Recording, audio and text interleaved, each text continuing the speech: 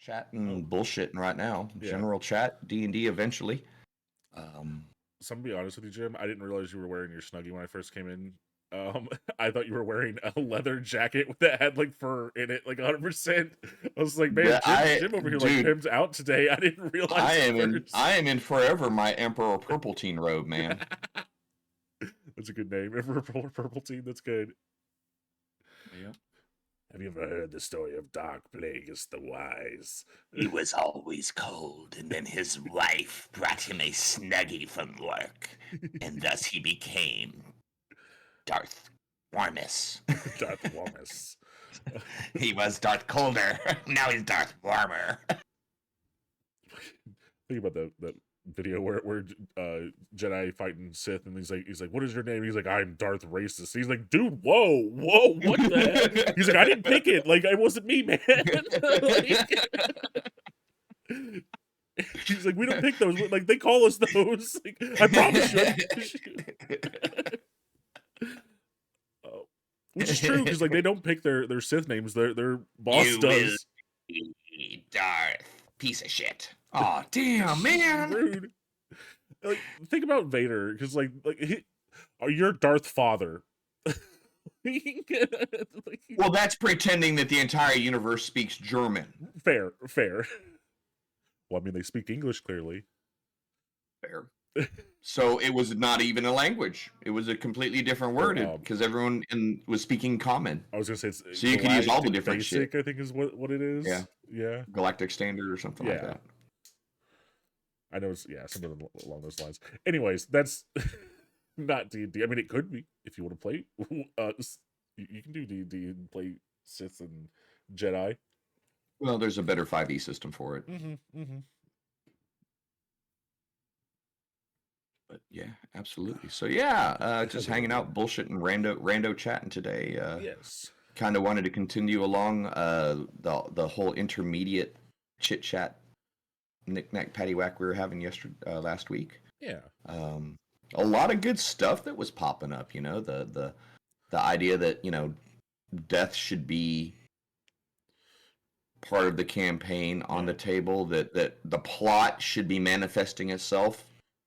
Mid-level, mid-tier play, whatever. Mid-tier, let's use that term, not mid-level, because then you're referring to actual numerical game levels. Mid-tier play.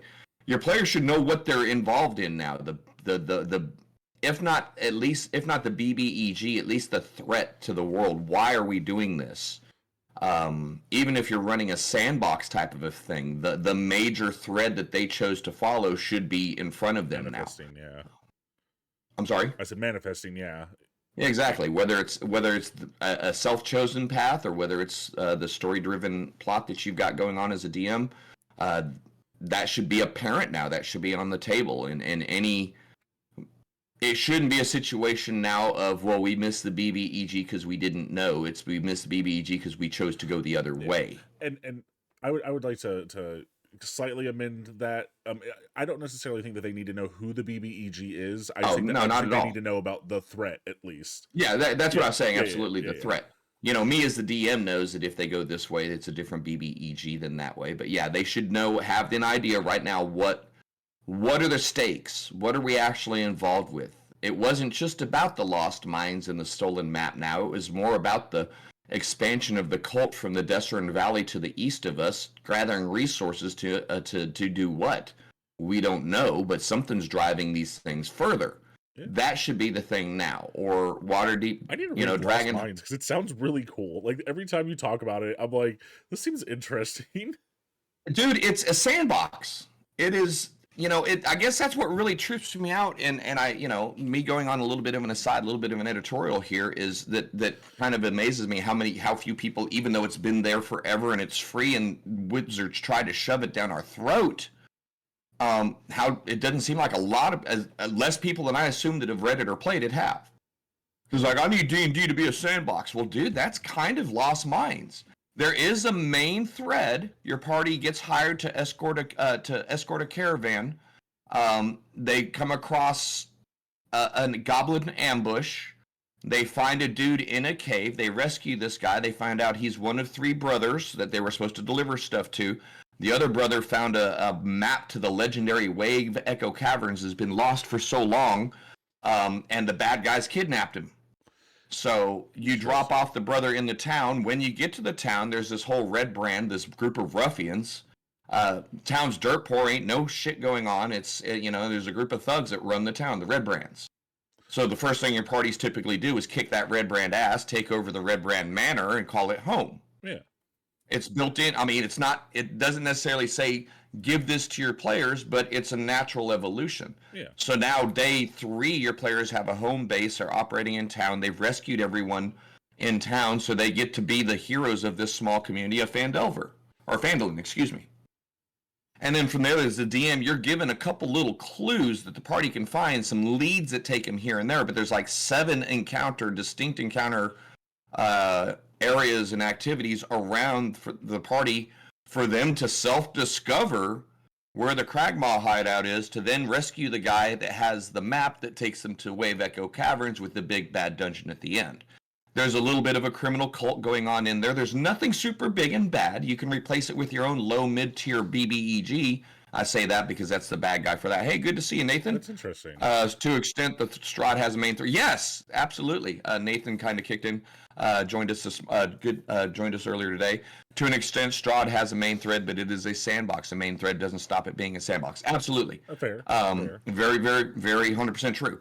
So, but yeah, that's what I was kind of referring to. Phandelver has the main story of the Wave Echo Caverns, but most of the tools that's given to the DM and the players self-discovery, i.e. sandbox. Yeah. And one of the big things you hear a lot of people grumbling about is D&D, I want a sandbox experience.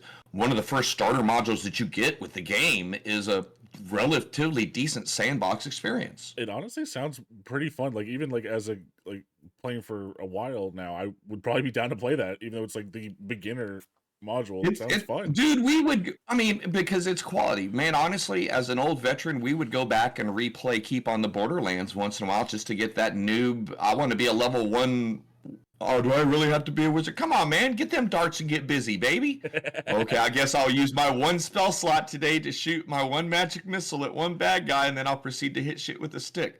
But, Keep on the Borderlands was a classic at the time for a generation. Okay. And it's kind of Lost Mines is nowhere near the same design module, but the same theme module, I guess you could say. Okay. Or not theme, same style, low level starter. Because the original Keep on the Borderlands, you were sitting in a big keep, and not too far away were the Caves of Chaos, and you made your career going through, gradually working your way through the various caves and killing the humanoids. There was no real big threat. Other than what you as the DM, the whole thread was clear the caves, find out why they got taken over by the bad guys and clear them. So how the party approached it was more up to them and whatever you wanted to add in between the caves. Some of us, as you got longer, if you look at Return to Keep on the Borderlands, it actually takes it into a region because a lot of us were doing that. Yeah. You had the keep, and you had a dot on the map that was the caves and nothing else in the middle. So yeah. Nathan's kicking another comment here. I think more people are going to start playing Lost Mines of Phandelver without knowing because they have extended it and released. Yes, the Shattered Obelisk. Yep. Oh yeah. Phandelver and below the Shattered Obelisk. Yep. Good point. So yeah, I think it's a good intro. I really think it's a good entry point. I kind of started grumbling when they did the Dragons of Shipwreck Isle, Stormwreck Isle, because it's like I'm already pissed that they put a dragon in a starter level adventure that you can go beat up and walk up to and kick in the nuts. But that's a conversation that we've had a dozen times. I'm only okay with it, like if they're like younglings or something, or like small dragons. Put a drake in, dude. It doesn't got to be a dragon. Put a wyvern in. Put a drake in, man, and fight a wyvern hard. And your party's like, damn, if that's just the dude that can't breathe on us and is missing a pair of legs, what's going to happen when we fight a real one? A wyvern sting will kill your players deader than shit at level 1 or 2. I mean, yeah, fair. But like, yeah, I don't have any issues with like young dragons and fighting stuff like that. That being said, I would imagine that you're killing a bunch of baby dragons. You're probably going to pay for that at some point in time.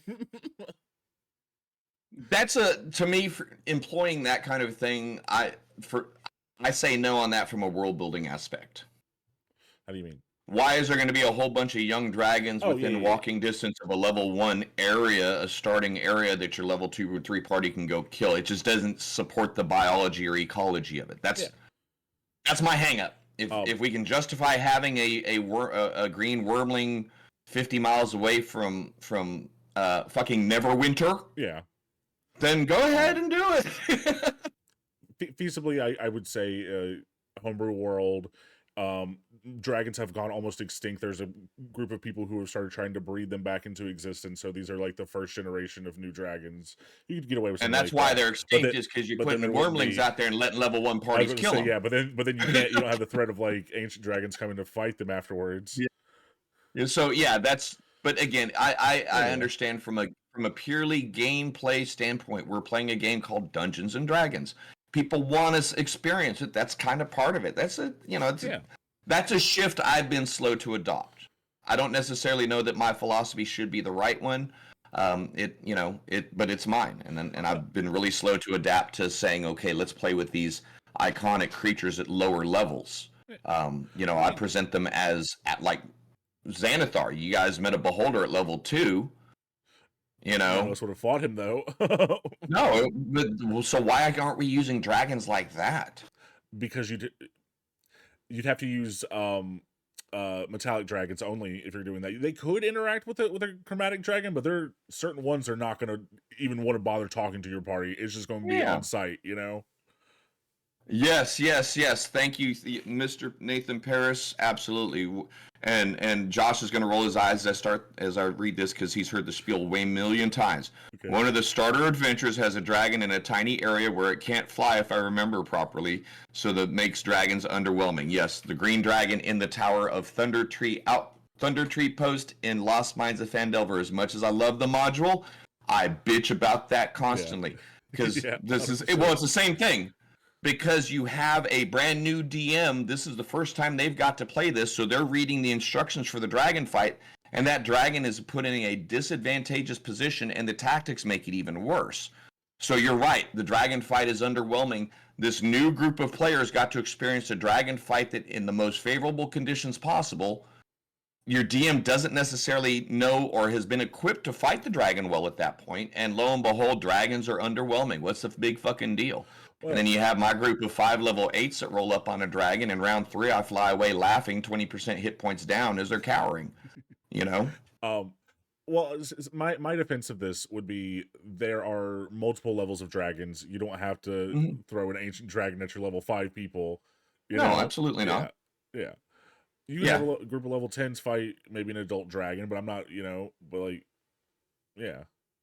But There's that different the levels for a defense reason, of that the defense of that goes again. I mean, encountering a dragon at that level is one thing. Encountering a dragon who's hemmed in a 20-foot tower with a 40-foot tall ceiling that the DM is told at 50% start climbing, and remember that you don't have a climb speed. You don't fly out in one round. That's what I was about You to say. climb I out. would never, as I would There's see no a dragon go, justifying I'm that. in a tower, I'm going to break the fuck out of a tower. Sorry, excuse me. I'm a green dragon. I'm gonna fly up 20 feet, spit my chlorine breath down there, Yeah. and kill everyone in this fucking tower at level 2, and eat your corpses. Yeah, and I was going to say, I mean, maybe, you can go through ceilings. Yeah, fuck it. It's a building. Like, see, I was thinking like you were in a cave, maybe. Like they couldn't go No, through it's the walls. it's a tower without a roof. It's a tower without a roof with well a then, small yeah. adjoining structure next to it. I would say It's tactically it's horrible tactics. And then, like I said, I ain't even worried about and I'm trying to completely ignore the ignorance of a young green dragon setting up his base 50 miles away from Neverwinter, one of the largest fucking cities on the Sword Coast. Let's ignore that completely for a second and talk about the bad tactics of the dragon's placement. Yeah. They could have put that, and I guess what bugs me is they could have put that thing over in the Wyvern Tor where the orcs were, put the orcs in Thunder Tree, and had a complete, and I'm not even talking about shifting the maps, dude. You take the Thunder Tree, the Wyvern Tor camp, put a cave there, you have a perfect green dragon lair, well away from the main city, well away off the main travel, but where he could still raid and feed and has room to operate. You take the dumbass orcs that are sitting there picking their butts, put them up in Thunder Tree where the dumb orcs that would raid caravans would be, and it's fixed. If you want to give a dragon fight early, give them a dragon, have it fly away. If it's going to die, you get the thrill of fighting a dragon. Players learn that monsters are intelligent. You have an instant hook for sessions. 100%. Yeah, we've talked about that a bunch, and you're 100% right. a dragon, we talk about it a lot, unless it's a good dragon bound to guarding its eggs or some oath, or an evil dragon, ancient dragon who's on the edge of existence guarding its lair, they ain't gonna fight to the death. Yeah. Even in their own lair, they're gonna leave themselves because they got another 500 years. I'm not gonna waste, I'm gonna come back for these bitches later. 100%, a dragon shouldn't be final. Let me run this by you guys, okay? How would you feel about your party not even getting to fight like the boss? Like, so say you've built it up like, hey, there's a dragon, you're going to go in here, you're going to fight this dragon kind of thing, and the dragon just goes, no, I don't want to do that, and leaves. Like, do you think that is an acceptable thing to do to your party, to just go, look, it's not even going to bother with you, you are nothing to it, and if it wanted to, it would squish you, it doesn't need to be here, it's gone? Certain levels, I think that's acceptable, but if the party can pose a challenge to it, and hey, how you doing, John? Yeah. Chick-fil-A delivery. Oh, thank you so much. Sorry, my stepdad just got here. Apologies. Either wet and dirty. So. Yeah, if you just want to set that down, I'm so sorry. I'm in the middle of a stream with you. Okay, appreciate you, man. Thanks. See you soon. But yeah, anyway. Sometimes I'm wet and dirty. Wet and dirty shoes. Oh, it's raining over here. You just come in, drop off some food, and left. But where was I? The idea, if at that point your party should be able to assert their will on the dragon. Dragon says, I don't want to fight, and party says, what? Too bad. I roll for initiative. I'm casting. I'm shooting. I'm casting. What? Your dragon's forced into that fight. That's fair. Unless you, as a DM fiat, say, okay, all of a sudden a mystical wall of force appears between you and the dragon as he flicks a dragon booger at you and flies away. Yeah, your party should be able to assert their will. So at that point, 1 or 2 blasts as the dragon flies away may be enough, Yeah, okay. So I guess that's not really something that I feel as a DM that I'm going to have control over. I have no control at any point over what you guys do with an NPC when you interact with them. That's fair. I have ideas, I have plans, I have intentions, but there's never a mechanism that lets me say, no, they're not going to do this. I guess what I was asking more was, how do you feel about ending something anticlimactically? Is basically kind of what I was asking, more or less. Not necessarily. Is that the end of all end? And thanks for coming, and it's been a fun campaign. No. Then it's a moot question. It's a moot point. Well, no, I'm just saying, like build something up just for it to end, where it's like you didn't get to do anything with it, kind of thing. Like, how do you feel about that? Where it's like, okay, you got there, and the thing that you were looking for actually wasn't there, or no, it just crumbles immediately because it's so old. Like. And it's just, a dragon isn't. Yeah, Nathan's kicking in. A dragon isn't a BBEG unless it's guarding something would fight to the death to protect. It can be a fun encounter, though. Yeah, I agree. I'm with. I guess BBEG, depending on the level. If you're a level 8 or 9 party, an adult black dragon could be the BBEG that they're trying to end the campaign on. Yeah, I mean, that module right there would disagree that a dragon can't be a BBEG. But to be fair, which one? That's the Tyranny of Dragons. Yeah, Tyranny of Dragons. Hey, Quark. I wouldn't say Queen of Dragons. I was like, nope, that's not what it's called. I was about to turn around and look at it. Yeah. The one. Yeah. Well, let's throw it back at you. You experienced that encounter. Oh, I was getting hit by a dragon? And not being able to finish off the dragon because I had the dragon fly off because it was going to smoke you guys, and you didn't even get to finish off the lizard wizard that you guys went in there for. And no, I didn't. I don't think anyone cared because you guys got to walk away with the half the dragon's treasure. But that should have been absolutely unsatisfying. It was unsatisfying for me. No, for that much of that long and that much time put into that section of the campaign to not even face off against either of the. Well, you got stomped on by the dragon. I was gonna say the wizard you never even saw him. Like I would have liked to have fought the wizard. I think that where we were at that point of time when we left, we probably would have lost to the wizard. Like us being down so many spell slots in HP, I think we probably would have lost that fight. But the dragon thing, I am perfectly fine with. I think that is perfectly acceptable to just go. You guys are not as badass as you think you are. We'll put you down on your fucking ass real quick just to show you. I'm fine with moments like that happening in a campaign. Quark, welcome back. We're just bullshitting, man. Just general random D&D, kind of talking mid-tier play. Josh and I, man, welcome to the chat. If you hadn't been with us on our partner, we just switched to Fridays last week. Yeah. We kind of pick a subject and randomly roll and let the chat go. Mid-tier play is the best play. Yeah, so that's Yeah. kind of what. Yeah, that's what I think. It's a resounding 1,000% yes. I think everybody agrees, from yeah. everybody. Yeah. It's the best area. You've got to use most creativity. You don't have your one punch button that you've built up to level 14. By this point, I'm specializing so much into this. This is all I do. It's like level 1, I'm gonna attack. Level 18, I'm gonna attack 6 times. Yeah. You're playing the fucking same way at level 18 as you were at 1 as a fighter, man. Yeah, that's fair. That's fair. It's all the stuff in between where you have your fun. Yeah. Yeah, mid-tier. Well, and we were kind of talking about tier versus level versus all that. Yeah, 5 to 11 is about where we're talking, but that's why I kind of switched it to saying mid-tier versus mid-level, because mid-tier can also be in reference to your player's experience as far as your players, not your characters. There's beginners could play level 5 characters but still be beginners. Absolutely. One-shots. We run a lot of one-shots at level 3, level 5 for first level character. I've never played it before. Well, let's go ahead and get your subclass and all that so you can experience that. Yeah. For one-shots. But that's still beginning. That's, low tier. Yeah, exactly. Level 20, I attack you 13 times plus a cantrip plus my Vorpal. Exactly. It's okay. Cool. You win again. Keep playing or retire and start a new campaign. Yeah.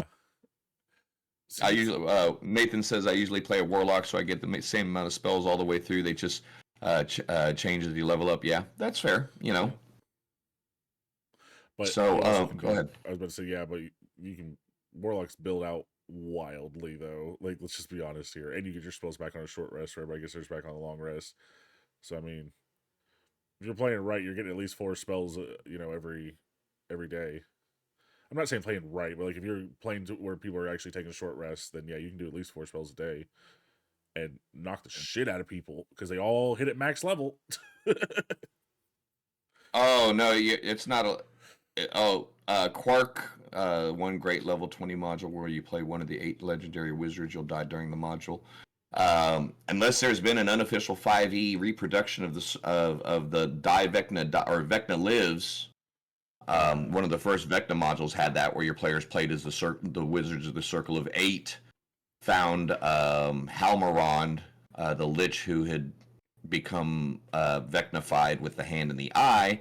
And yeah, there's a lot of math that goes into it. You can't play that in 5th edition officially the way the spells worked in 1st edition. 2nd edition is just because the magic doesn't work. But yeah, it was fucking brutal, dude. Yeah. You dismember a group of 8 of the most powerful wizards in the land that your players are drooling to get to play. And 3 rounds of combat, they're all dead and they didn't even touch you. And then they have to bring their regular characters in as the apprentices to figure out what the hell happened. It's pretty cool. Yeah. Oh yeah. Yeah. Absolutely, Quark.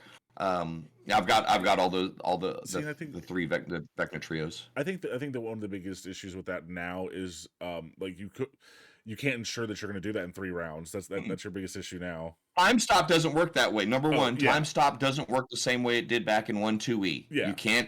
You can't enforce will on other people around you. That was the main thing. You had 1 instant death kill with time stops. You're able to kill 2 people in round 1 instantly using a time stop as a spell, and then 2 of your abilities. There's this huge combo. Like I said, I've showed it to you. Yeah. It's a 2.5-page write-up that tells you the order of events that you need to do to legally be able to kill your players, because they're using the Circle of 8, man. They're like, wait a minute, how'd you do that? Well, It's interesting. Is the most detailed TPK instructions that have ever been written. Yeah. You can get close to doing it because like you could go, okay, I know what these people, everything that they're capable of, what their stats are, and I know that I can hit you every time with this, that, and that, the other thing. You could build a like that out, but it would still be, you couldn't ensure it in 3 rounds. And Nathan kicks in. I'm playing a one-shot at level 20 next week, only using player handbook spells and feats. Building the character, I'm amazed how much I usually use I can't use for it. Yeah, basic. Oh yeah. Basic player handbook is it's if you want to play a hard game, play basic player handbook only stuff. No Tashas, no Xanathars, no Volos, just fucking PHB as written. Your character's gonna have a little bit harder time playing. Yeah. You know, if you you know, it's like we need to add crunchiness back to the game. No, just take away the layers of extra sissy fluff that's been added to it for you know, A decade. player extra button pushes. You know. I mean, yeah, I hadn't even thought about doing something like that. That's kind of brutal because You like, start you wouldn't have. yeah, access all to of a sudden they lot know. stuff. I ain't no Tasha's optional rules. I'm not playing that shit. No. Yeah, that'll be just you want to ratchet up just a itty bit. Player handbook, races and classes and subclasses only for this campaign, Yeah. and watch people shit a fucking kitten and scream and cry bloody murder Oh, yeah. because of the feats they're losing. Man, The yeah, do you wanna know the something that- spells. okay. No silvery barbs. I quit. So listen to this nonsense because you and I had talked about this before. This is something that I had not realized until I went back and was reading this stuff. The Deck of Mini, right? They Yeah. added a new feat. It's called something like cartomancy or something like that. Where it lets you get like it gives you prestidigitation like for free. But here's the thing that it also gives you is that you can save a spell on a card, one spell per Yeah. day, right? No. It doesn't specify that it burns a spell slot. No, it's this. You're transfer. You're carrying it. It's like a scroll. It's like a daily free scroll. Yeah. So You know. at higher levels, that would mean that you could cast 2 level 9 spells in a day with that. Mhm. That's bonkers. Like Well, let's be honest, Josh. Nobody's playing If to that you- high, I know, You could write 15 fucking level 9 scrolls if you had the resources, and cast 15 level 9 spells in one combat if you had the resources. I mean, that's fair. That's fair. I mean, still, You know, yeah. That's just like it's No, free man, though. Like spells- no, I got a no couple- resources at all to do it. Like it's just No, I agree. free. That's what I'm just saying. That's Hold on, let me get really back. We good. got some comments building up here. Quark kicks in and says, one issue I'm having in modern 5e is that people assume that level 20 fighter is just bad in comparison to level 20 wizard. Nah, dude, if you've been listening to my rant on glitches the last 2 days, you realize how exactly, okay, I got action economy really as badass as wizards go, limit their badassedness. But I have a hot take. I do believe one of the issues in modern D&D 5e is that DMs somewhat collectively decided that long rest after each encounter is fair to marshal somehow. I love to play the games where long rest is not something you do all the time, so you have to portion your magic spell slots. Yes, absolutely. That's the one thing that you have to control resources is rest. Player handbook and without loads of magic items, Mr. Nathan Paris says, PHB and without loads of magic items I think is fun. I agree. Book of Many Things has backgrounds giving some of the best feats in the game. Yeah. You know, and then you take I saw a bunch of halflings with the giant-born feat in one encounter, so they could use the thrown weapon, add elemental damage to their thrown weapon shit. I'm like, Wow. and what pissed me off worse is, wait a minute. So you took that as one of the backgrounds, and you took dragon marked. How can you? And you can legally fucking do that, man. It's bullshit. Do you know something? If you add everything to it. I hadn't thought about this until recently. Is you can make fucking battle wizards as well now. With Mountain Dwarf, if you make them a wizard, because they come with like their race gives them heavy armor proficiency. Yep. So you can put heavy armor on your wizard if you wanted to play one of those as a wizard, which would fix one of your biggest issues as a wizard. All right. You're using less harsh version of gratuitous long rest. Long rest is 3 days. Short rest is overnight sleep. And suddenly players are not just murder machines. Yeah, that's one of the optional rules that they talk about in the DM's guide as far as going. They call it an epic feel, to where a long rest is an hour. Heroic level play where it's more fast paced, where you can give the benefits of a long rest for an hour, or you can go with what you're talking about, where a long rest is like a fucking week and a short rest is like a day. Which is what it used to be, because healing rates back in 1E, 2E, it wasn't long rest and you're good to go. We're all playing Warlock. You were healing over the course of time. Your Constitution bonus was your healing factor notwithstanding. Interesting. So you're either getting a minimum of 1 hit point, or you might be getting 4 hit points per day without extra spell use or potion use. It was not insta long rest, man. That's interesting. And that's why you took a bunch of characters and you rotated shit out, because someone was so fucked up or dead. So yeah, you can do those options are already in the 5e and it's a good way to apply it. Quark, definitely. Okay, I've got to ask you Paris 'cause says, "I I'm like hearing playing this first rogues, person but got saying. fed of people being outshone by spellcasters who got long rest every fight or two." Yeah, that's a DM thing. We've talked about that at length as well, as far as balancing the managing the game resources and difficulty versus still remembering we're playing a game and having fun. Yeah. I think a lot of times we've gotten back into that's what we used to call back in 1E the 8-minute day. Yeah. Yeah. You know, we got into one fight and then we looted and then we're gonna build the fucking room into a fortress and take another long rest before we go to the next room. See, and that's I really do think that we should use more short rest. I really do. Like, because there's a lot of people who benefit from getting they get stuff back on short rest that never see Mhm. it because we're doing long rest every time instead. But, Yeah. but at the same time, we're also that requires a higher level of play as a DM. And if you take that next level of play, then you don't get long rests or short rests, period, without doing a full retreat. Yeah. See, therein lies the rub, is we want to do a short rest, we want to do it in the dungeon. We don't want to take the 3 hours to go back out of the dungeon somewhere safe to do the short rest. If we're going to do that, we may as well take the long rest. Okay, well, I'll let you stay here for a short rest while the dungeon ignores you for an hour. That's not how these things work, man. That's fair. So therein lies the rub and the gap, bridging the gap on resource expenditure versus restock. Go ahead while I read. Depending on the dungeon, I could justify you taking a short rest after you cleared a floor. You know, Mhm. if it's intelligent things that you're fighting against that are like, no, our whole first floor just stop making contact with us, then things are going to attack you. But if it's just like mostly mindless monsters or like undead or something in a place, I could see you going, we cleared out a top floor, we're going to do a long rest. I could not a long rest, short rest. I could Mhm. get behind that. But yeah, anything that's Well, but yeah, like and intelligent I'm tasks. not saying there's a best or worst way. This is one of those things that Yeah. comes into play when you really look at it as a whole. Taking a rest to a risk where you like last night's session, they wanted to do a long rest. They'd cleared the area, but it's still Barovia. It's still dangerous. So I had them rolling a D8, every 4 hours. Yeah. And for the chance for a rando night encounter. And at that point, I feel fair. I'm typically not a random encounter guy, but now when my players are in a hostile area resting, yes, random encounters are now on the table. That's fine. So taking a rest is a risk, and that's what I tell them. Roll a 1 and get some exhaustion plus a fight. Let's do it. Yeah. But yeah. Quark kicked in a couple comments here. In my game now, one PC decided to sacrifice long rest to try to catch kidnappers of some commoners. If they all wait till long rest, they would get away. Of course, he's a fighter, so they could do it. Our party got pissed off and wanted to take a short rest, and left a family to die at their farm that was getting eaten by onkegs. Yep. One issue with long rest is that some classes are clearly designed with long rests being every night. Yeah.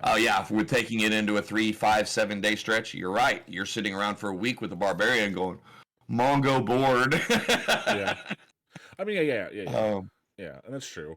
Oof, man, that'd be really difficult to deal with. You could kind of sort of bypass it if you had a genie warlock with you, because then they could shrink that amount of time, because I think it becomes like 1/10 of the amount of time.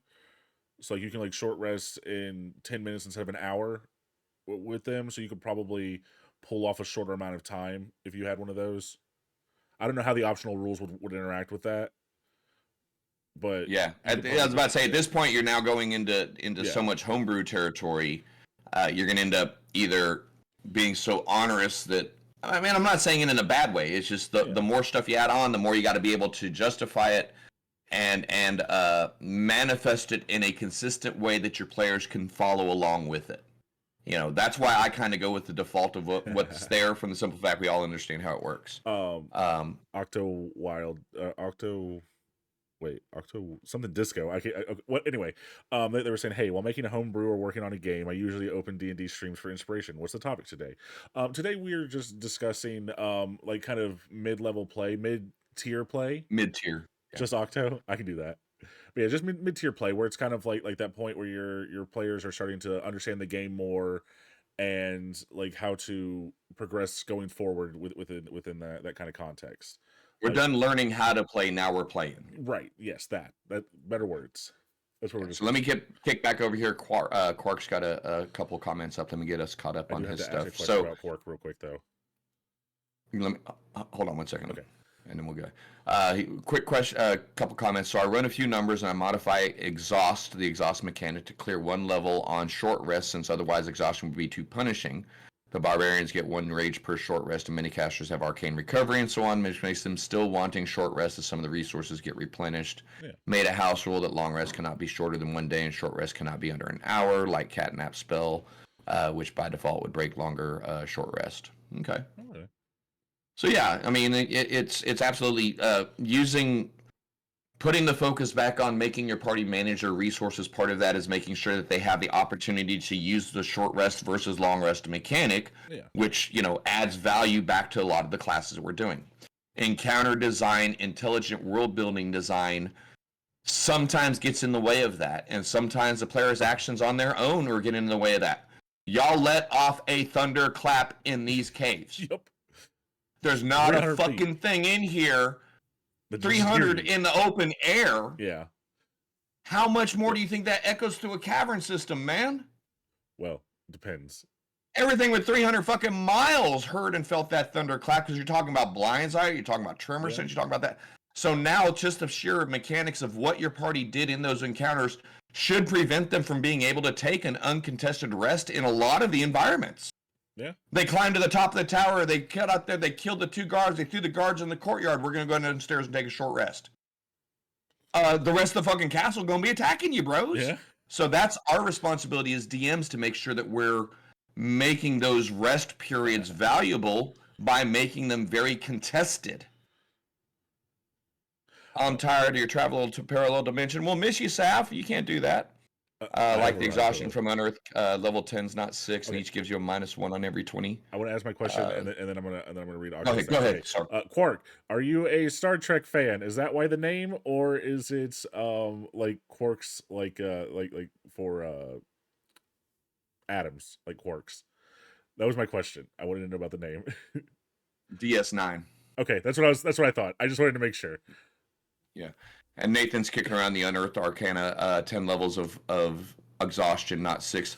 Yeah, give us a little bit more teeth to where, okay, you guys, missed a long rest. You're not going to fucking die in 5 missed long rests. Yeah. But you're going to suffer. So it's a little bit more strategic and tactical ability, trading the stuff off.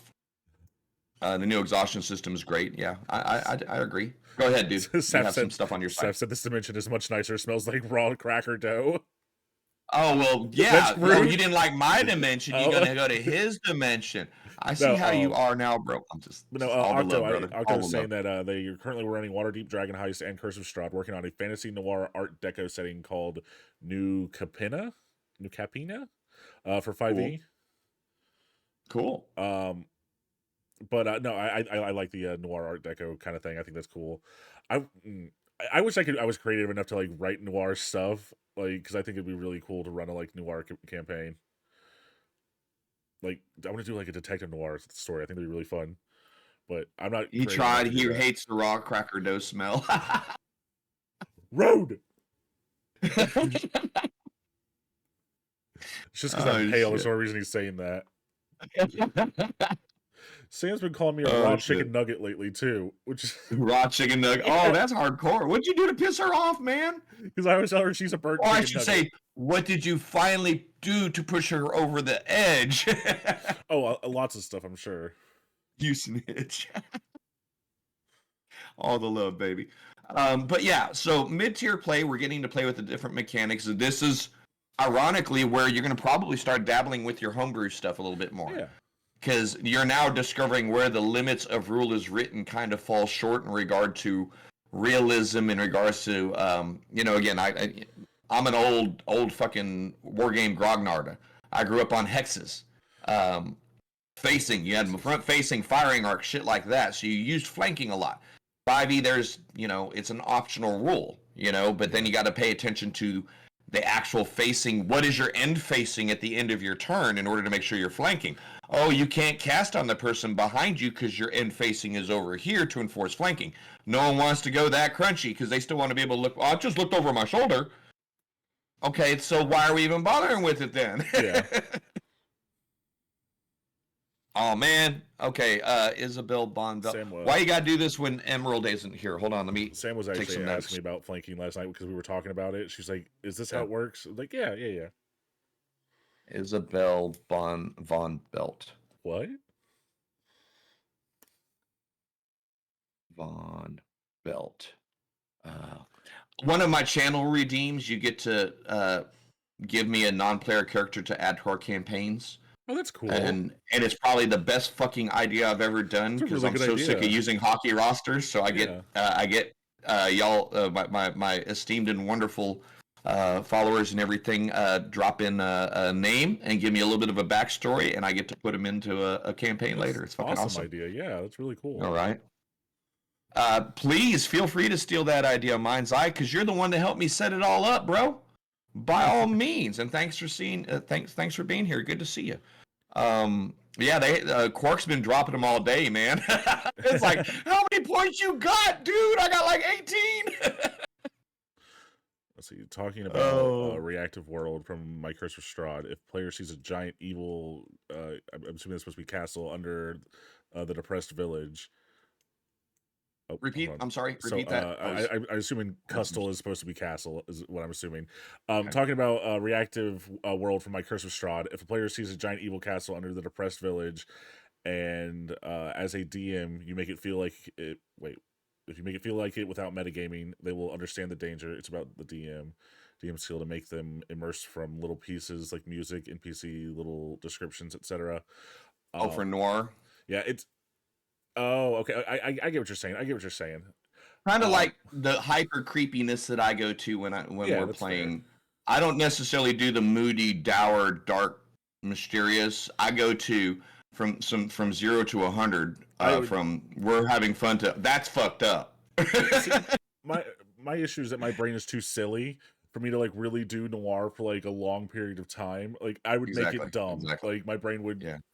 My ADHD would veer off wildly left hand, and it would become a fucking clown circus. We've got one question from Nathan. Does using flanking diminish from some monsters? Example, dire wolves who have pack tactics. No. It does in the sense that it actually adds opportunity if you use the flanking rules as written, because you don't necessarily have to be adjacent. You can be on opposite sides of the target. Yeah. And then get the advantage for the opposite side flanker. The adjacency isn't affected in any way, shape, or form with your pack tactics things. All you're doing is getting one more opportunity to add a flank to it. Yeah. Like I said, my biggest challenge with flanking is my wargamer brain. It's not a 5e thing. It's my brain is about martial arts brain. I'm facing this way. Yeah. This is my arc. Anything outside of that arc is my flank. You know, so by right, if I can get flanked, I can't do or see or detect anything behind me. So you start getting into that granular level of detail, you know, and if you're good with adding that crunch, add that crunch, baby. Add that crunch. Flanking always not set up is you need a position on the opposite side while pack tactics works all the time. Yep. You said it faster than I did right there.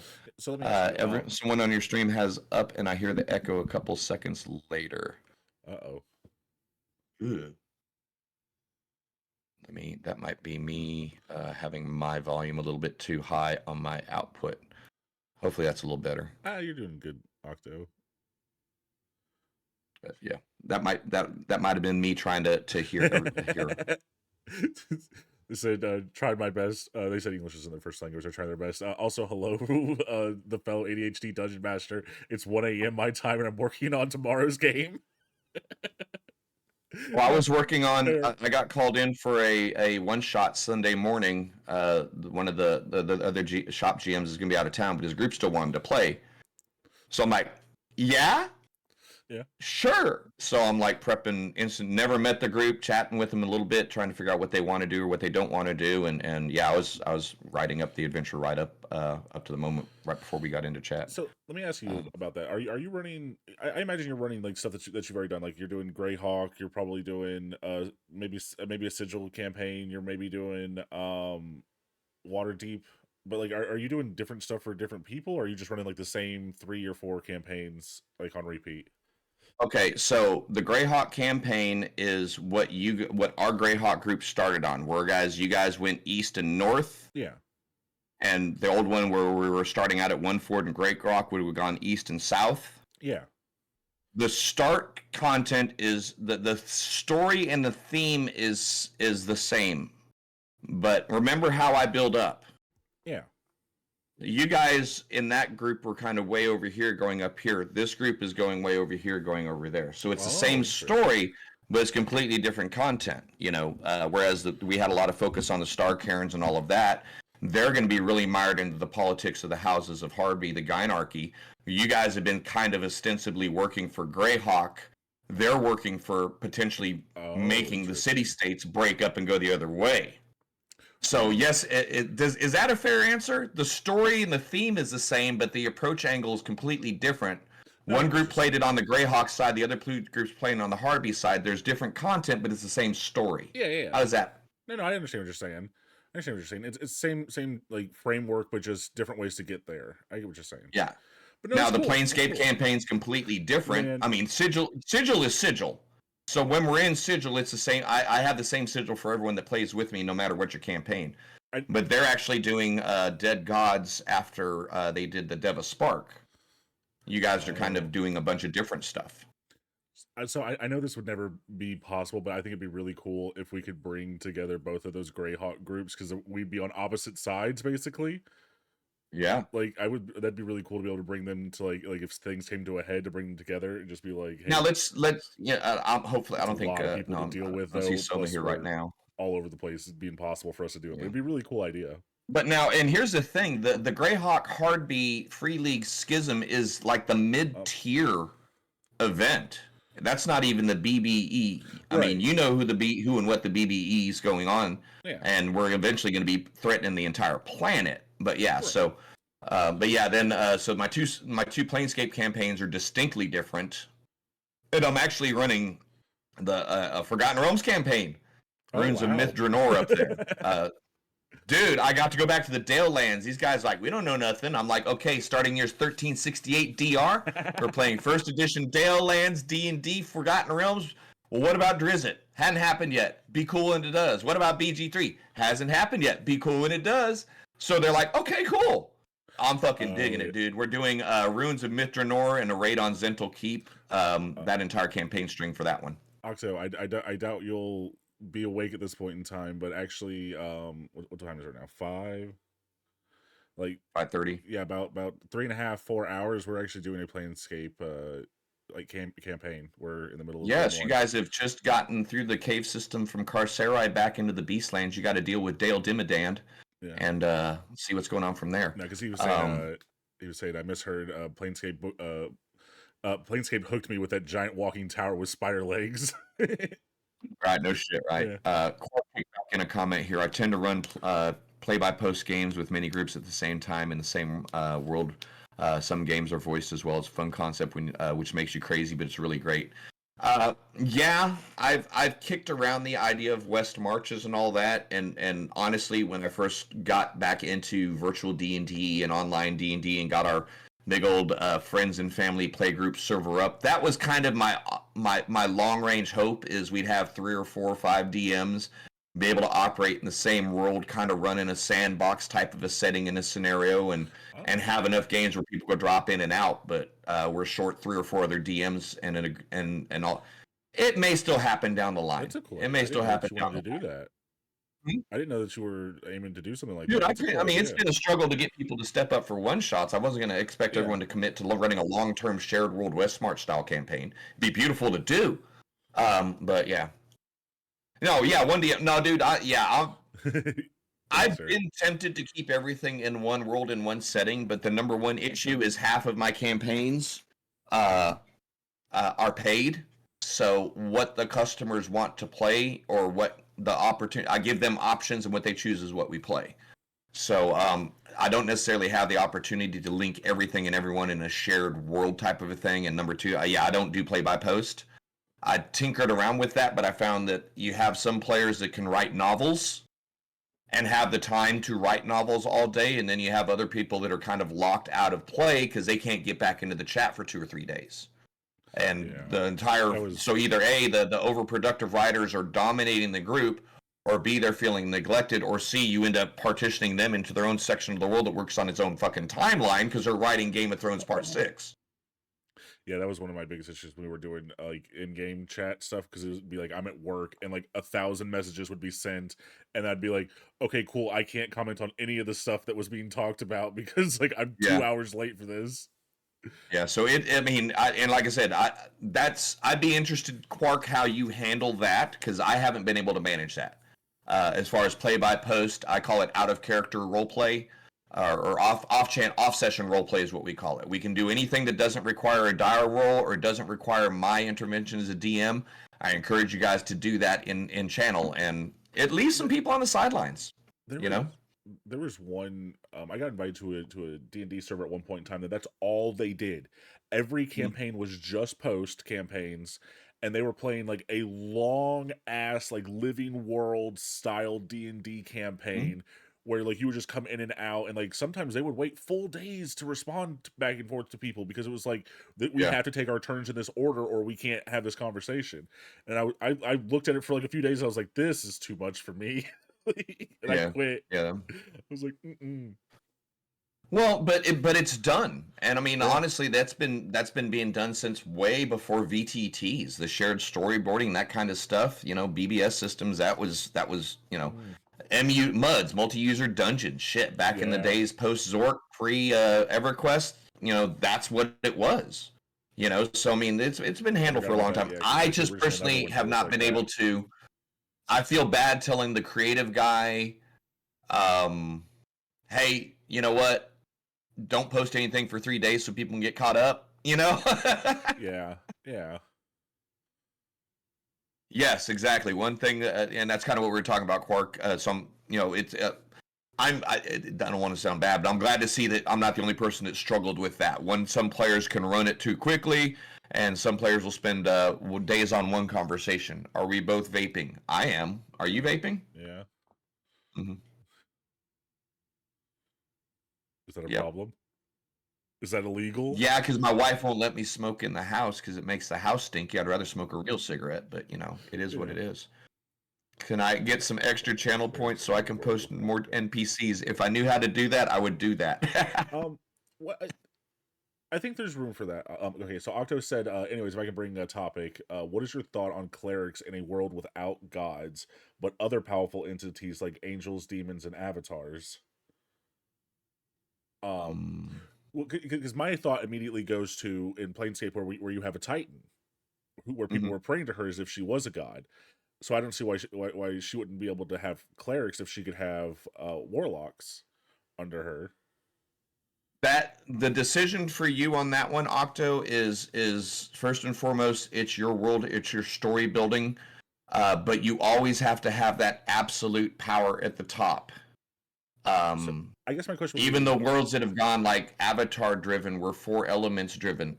That's fine. We're not using divine magic. We're altering divine magic and calling it a different manifest of the 4 elements. Whatever you want to do with that, there's still got to be the top of the scale that's providing that power if you're going to include it as a given power.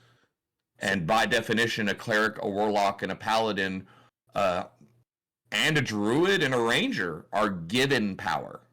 yeah, I guess sorcerer too, because they're born with it. I was gonna say, yeah, So 6 of the 7 wizards, 6 of the 7 magic, all but the wizards and bards are given power from something. artificers now. Bards and wizards, okay, and artificers as well. Bard, wizards, artificers are earning their power. So that's a difficult check because we want to say no gods, but we want to use divine magic, and the words right there, divine. How do you want to handle that? Sure. So my So question if you would wanted be- to say the angels were the avatars of the gods are removed from the world, but they left That's what some I was gonna say. avatars of themselves here and there to provide the powers, you can absolutely do that. that was going to be my But question. mechanically treat them as gods. Mechanically. Unassailable. Sorry. That was going to be my question is if there are angels and demons, does that mean that the gods were removed from the world or something like that? Because then I could see them still being able to, or maybe they're just disinterested gods, but they still provide power to the universe, or maybe you go with the fact of a little bit further into some of the later Planescape stuff, where some gods don't even have a choice of having their power drawn from them. As engines of creation, they're divinely connected to their creation, and it's maybe not even an acknowledged state that the gods are feeding divine magic into the world. You know, if you want to go a weird way with that. Quark's got a string of comments here. Go ahead, Okay, and then I'll read his off. They said the new Capena is a Magic the Gathering setting. It's a fantasy noir Art Deco setting with angels that become energy. Demons are the mafia bosses.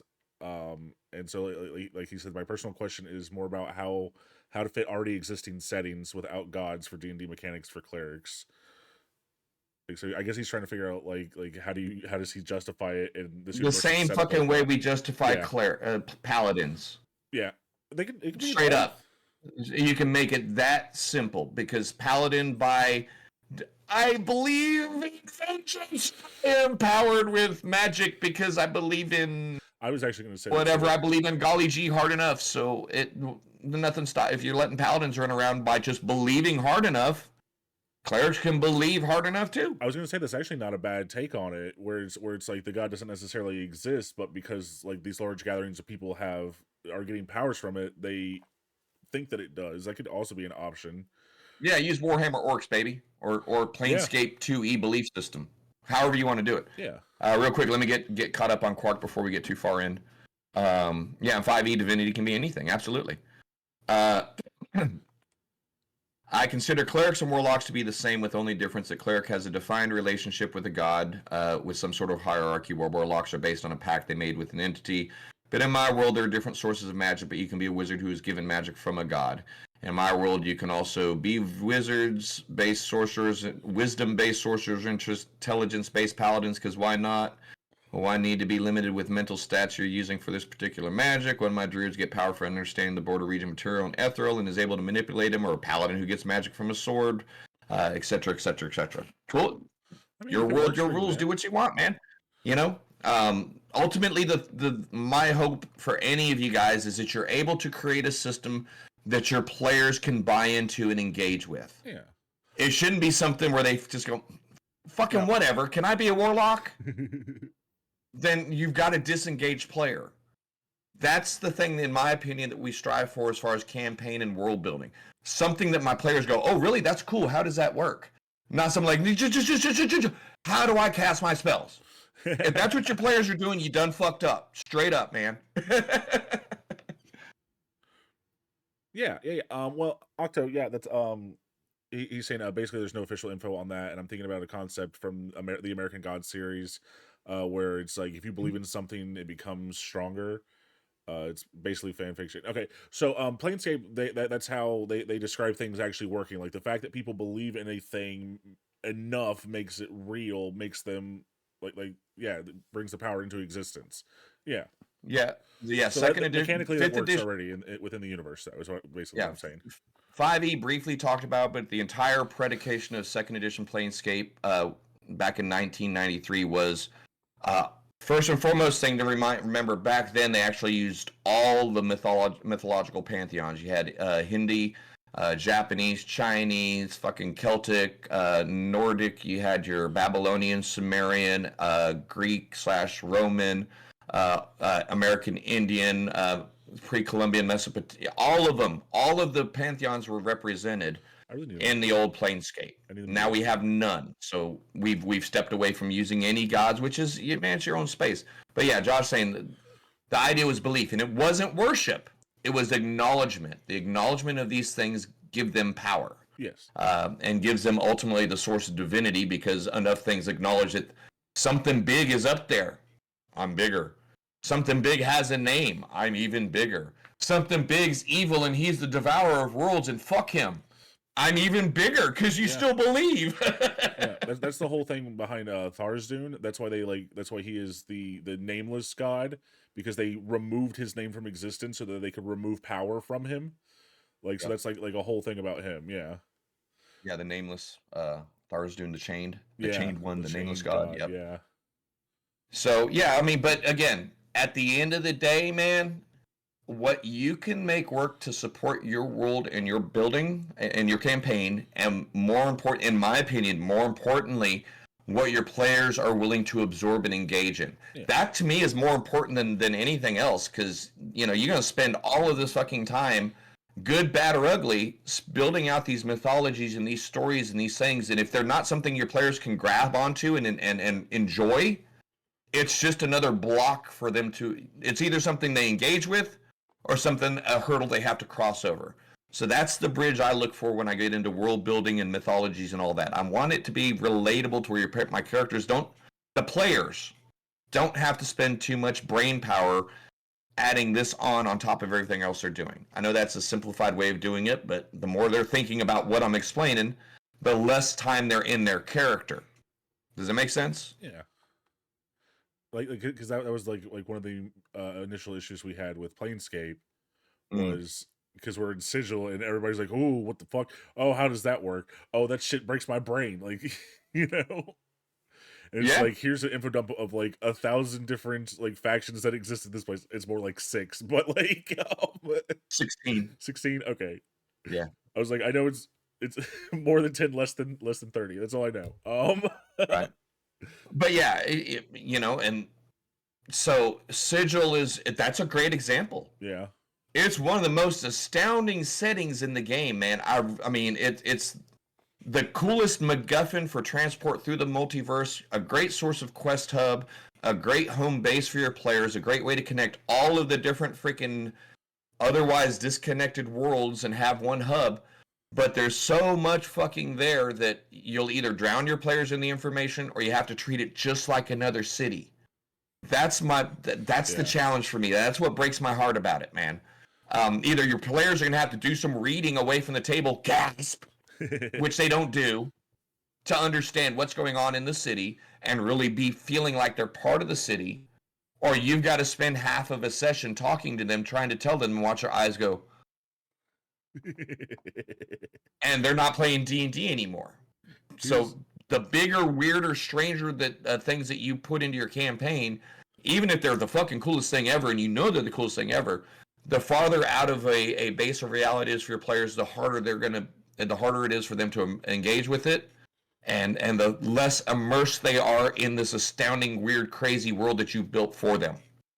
It's tough to fucking balance, man. I would say the best part about going forward when we come back to Sigil is that our characters that we have that exist currently that are not from Sigil are characters who are not going to give a fuck. We're all going to immediately just be like, all right, cool, this is a place. Yeah, all three of them are new people, yeah. Yeah. But that's kind of me being an old timer, old school kind of a guy. Back in the day, I'd buy a book, I'd share it with another guy would share it with the book with me. We were reading D&D just to read it. You might keep the modules on the back shelf until you played with them 2 or 3 times, and then you let your friends have them. But yeah, we were sharing books because it was just something to fucking do. Yeah. And now we're a Google search away from everything and anything, down to the location, the encounter key, and the treasure of a given room in the dungeon of the Mad Mage, and our players won't look at shit. See, but like, I don't want to look at stuff like that. Do you know what I mean? Like, I don't want to know what's there. Okay, and I hear you. And that was one of the criticisms that I had when I was doing Sigil from one of the players. Here's a bunch of stuff. I don't want to know it. I want to be surprised by it. There was too much. There was no way I could get my head around all of that the way you were telling it to me, and it was too much and too surprising. You see the problem here? See, what I can't present it to you in an absorbable way because there's so much and it's so strange. But if I give it to you in a component that you can have the time to absorb on your own without getting spoilers, you don't want to do that either. So we're stuck. You're treating Sigil like Waterdeep, like Baldur's Gate, like every other fucking city. Yeah. I don't think there's an issue with how the information is presented to us. I think it's just absorbing it over time. And that's just going to come with just being in the city long enough, Well, yeah. But it's not just. I mean, Sigil kind of exemplifies it because the fact that You have pit fiends dining with archons across the street from a bunch of kobolds who are hanging out with cranium rats that are getting paid by an Asimir to go drop off a green forged iron weapon for a Yugoloth that's about to go backstab a fucking Barire. And this is everyday crazy shit that goes on in the city, and it should be so like, wow, because it is. Yeah. But how do your players at level 3 get their mind around any of this without just going, I see nothing, I know nothing? You know? here's my favorite part about that whole situation, though, is that the people who are from Sigil are just like, meh. Yeah. Yeah, that happens. That's just how it is. It's just a day. It's just a city. Yeah. So that's the balance. That's the balance that you're looking for. Because you got people from out of that aren't from there. Wow, what am I looking at? What is this crazy ass place? And you got the people from there. It's like, duck. Why? That wing's about to cut your head off, huh? Oh, whoo! There's this big ass fucking thing come walking by with steel wings, you know? Yeah. The fuck they got But, walking you know- planes in this bitch? Right? Yeah, you know, fucking. So, world building, and just pro tip, I'm not even world building, dude. I'm presenting a city that's been in publication for 30 How it years. is, It has yeah. been well written and well documented. Yeah. Just And it's still hard. Oh, thank you so much for the follow there. Appreciate the dings. Love to hear the follows. Anyone back there, guys? You know, by the way, appreciate you guys' time. Feel free to jump in the chat. As it says, we're just rando chatting. Some of the best stuff some of the best discussions we get come from y'all in the community, man. So don't hold back. 100%. You know? Yeah. It's always fun to talk about like how other people see the game and how they play and like the ideas that they have about it. You know. Yeah. Absolutely. Doc Hart kicked in a comment here. I know nothing is good example how to play a bumpkin who's just into adventuring. Now you're in both chats. All right, good to see you, Octo. Thanks for dropping in over here. Awesome. Tourist guide to Planescape. I'm sorry? He said we need a tourist guide to Planescape. You're So- I'm a so living kind guide of- to Planescape. I'm kidding. So I was gonna say, so I guess kind of something similar to like the Waterdeep Gazette or no, not Waterdeep. The Gazetteer. Yeah, not Waterdeep. Oh, the Gazette, Baldur's Gate Baldur's Gate Gazetteer. Yeah, where it's like here's a quick little thing that's non-spoilery that tells you about the city and like the goings on in it that like an average person could learn quickly about the place. Yeah, okay. Hose guide to Waterdeep. Here we go, Quark. This is a good point. I had to read through it a second so I could say it the right way. I know nothing is a good example. How to play a bumpkin who's just gotten into adventuring. Like in a pre-information area, how much should a player know? Right? You know the name of your town, maybe a few other cities within your region, or you might visit as a pilgrim. Yeah. But expecting a person to know political situation of Waterdeep is kind of weird. I agree. No, yeah, that's fair. So I've got to put that information in the game, which then becomes overwhelming. But when the person is from Waterdeep, they have an obligation to know some of what's going on in Waterdeep. They need to know that there's open lords. Laryl Silverhand's hotness is one of them. She's the only one we ever get to see. You know, shit like that should be common knowledge for Waterdeep. Because whether we want to admit it or not, Waterdeep is a little bit above your commoner level. It's a well-driven match. I know, and I know you're just using that for an example, so I don't want to go down that tangent. So I apologize. I was going down the wrong tangent. But you're going to know what's going on in your locality. Absolutely 100% correct. You shouldn't necessarily know what's going on in the lands of Thay if you're growing up in Waterdeep. You should know maybe the Red Wizards are from there. But that's where the nuggets of world building that give the world the mystique there. So there's got to be, in my opinion, there's got to be some threads that tie the big stuff across the world into the location and the lore for your players. Even if it's just a rumor, a legend, a whisper on the wind, as it were. Actually, yes, absolutely. You are fully fine with messing with stuff. I'm sorry? They're just asking if it's cool if they mess around a little bit with the setting for the sake of good fantasy or noir setting. Yeah, Dude. absolutely. It's all a suggestion. It's all just a suggestion. Yeah. The only people that need to be satisfied are you and your play group. Yeah. That's it. And if I know some people that have screwed. I'm sorry. Go ahead. I was gonna say you just heard. I think it was Quark that said that where they were playing stuff where it's like I'm letting paladins have their main stat be intelligence instead of charisma. You know. Mm-hmm. By the way, the correct thing is sorcerers with Constitution as their main setting. Make a beef cake of a caster, and it would also make sense as far as their lore because their whole thing is they have innate magic, so it's like controlling it from within them. So that would take Constitution, that's a whole argument. I think that Sorcerer should 100% have Constitution as their main like casting stat. Fair argument. Fair argument. Yeah. Now the one thing I will say, Octo, if you're newer to the game, as far as being a DM, be cautious about getting too robust with your homebrew worlds, because that's time that you're spending building stuff that may or may not be seen and probably won't be appreciated, that you could be spending fleshing out the day in, day out adventure. Make sure that if you make changes, they don't affect the rules mechanically, because it's going to be hard enough making changes for the story and changes to the theme without also having to make mechanical changes. Like, you don't want your players to have to scratch out there's no more radiant damage in the world because there's no divinity, therefore there's no radiance. You don't want to go that far early on. Yeah. Just from the simple fact, from a gameplay standpoint. Yeah. Not talking about story, not talking world building, there's just manageable gameplay. I talk about that a lot on my stream. We have the ideal, but at the end of the day, we still have 4 hours to play with our dudes and our chicks. And if I got to spend 3.5 hours explaining to them some nuance to the game, that was a half hour that we got to play. Yeah. And I know that's an extreme example, but everyone that's played D&D has seen that happen. I was going to say, but to be fair, there is low magic settings where it's like, or there are no magic settings where it's like you only have psionics and you can't cast any other kind of magic. There are settings that are like that in D&D that already exist. So I mean, that's fair enough, Radiant. Fair enough, Dr. Quark. I'm old school. Radiant energy exists in the positive energy plane, which goes from there to the divine and down. But guess what? I got devils and demons and evil shit that can use radiant energy too. So not the best example, touche. Point being, it was an example of trying to explain this to your players mechanically. If you chose to do that, then you've got to scratch out radiant damage on every spell that does radiant damage. For example, but I feel what you're saying. They're just saying they've been DMing for 3 years. They just really like the setting from playing Magic the Gathering for the last 7 years. Yeah. Then by all means, man, tear it up. Go at it. Change it up. Just the 3 years of DMing, you've got enough experience under your belt, and more importantly, you know your play group better than me, or better than Josh, better than Quark, better than anyone that's commenting here. You know best what they can absorb and what they can handle, what they're going to relate to.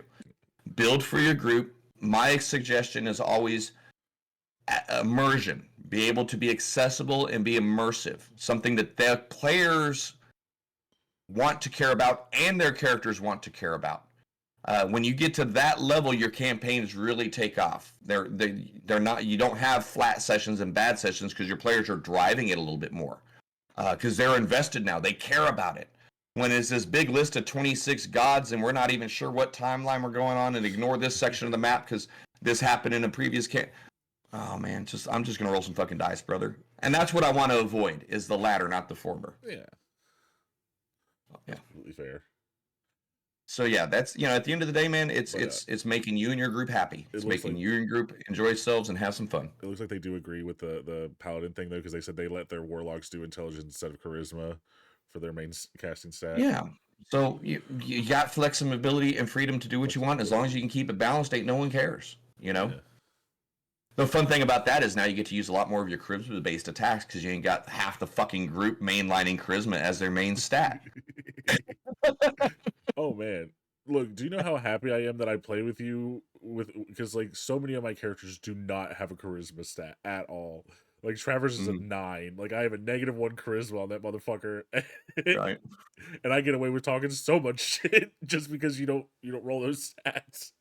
Yeah, and I mean, and that's something that I is homebrew in my campaigns. I expect dialogue to be dialogue. I don't expect you to take a fancy voice and do accents and all that. If it's just my character tells the guard this, that, and the other, that's dialogue. You roll persuasion at my table, I laugh at you. It's an adjustment. It might adjust their standing towards you. If you give me this great impassioned speech and homie muses and rubs his beard and you say, can I roll a persuasion? It's probably gonna be a pretty low check to succeed it because you did the work. Yeah. There is no auto roll persuasion. I roll persuasion to talk the guard captain into giving me the prisoner list. He laughs at you, but I rolled a 30. He smiles politely and says, no, I'm sorry, I can't. That's where I run with persuasion. That's where I run with intimidation. Because Well, I mean, again, I look I at it, don't I'm think going to that- be intimidating. Okay, here's what we forget as DMs: intimidation equals fight. Yeah. Not- it's always Intimidation fleeing, yeah. equals fight. Yeah. If you've succeeded to intimidate a guard, that means he's afraid of you. He's going to get his friends because you're a fucking threat. Yeah, absolutely. 100%. You know? And I don't think that either of those should make okay. Certain situations I could Yep. go, okay, your intimidation scared a person, that's an automatic thing, they run away from you kind of thing. Certain situations I could get behind that. Not a guard ever. But yeah, I don't think that persuasion should ever be like you can talk people into anything. I don't care how high you roll. I don't care if you roll a 100 on your persuasion. You can't talk somebody into doing something they don't want to do. Nathan kicks in. Mr. Nathan Paris kicked in. Says, "I never ask for a roll. I say what my character to do, and the DF wants a roll. They will ask." Yeah. Hell yeah, brother! Come join my tables, man. I like that. You know, I want to do this. Okay, give me this roll, because I do that a lot. They'll keep going and they'll tell me what to do. And why don't you go ahead and give me this roll or give me that roll? You know, that way it's like, okay, I need an impartial judge to determine their success because they're trying really hard. They're doing the right things. Give me a roll. You know, let the impartiality of the dice finally decide it. But what my players typically don't know is it's like a DC 8 or a DC 6 at that point. It's almost an auto success. You know.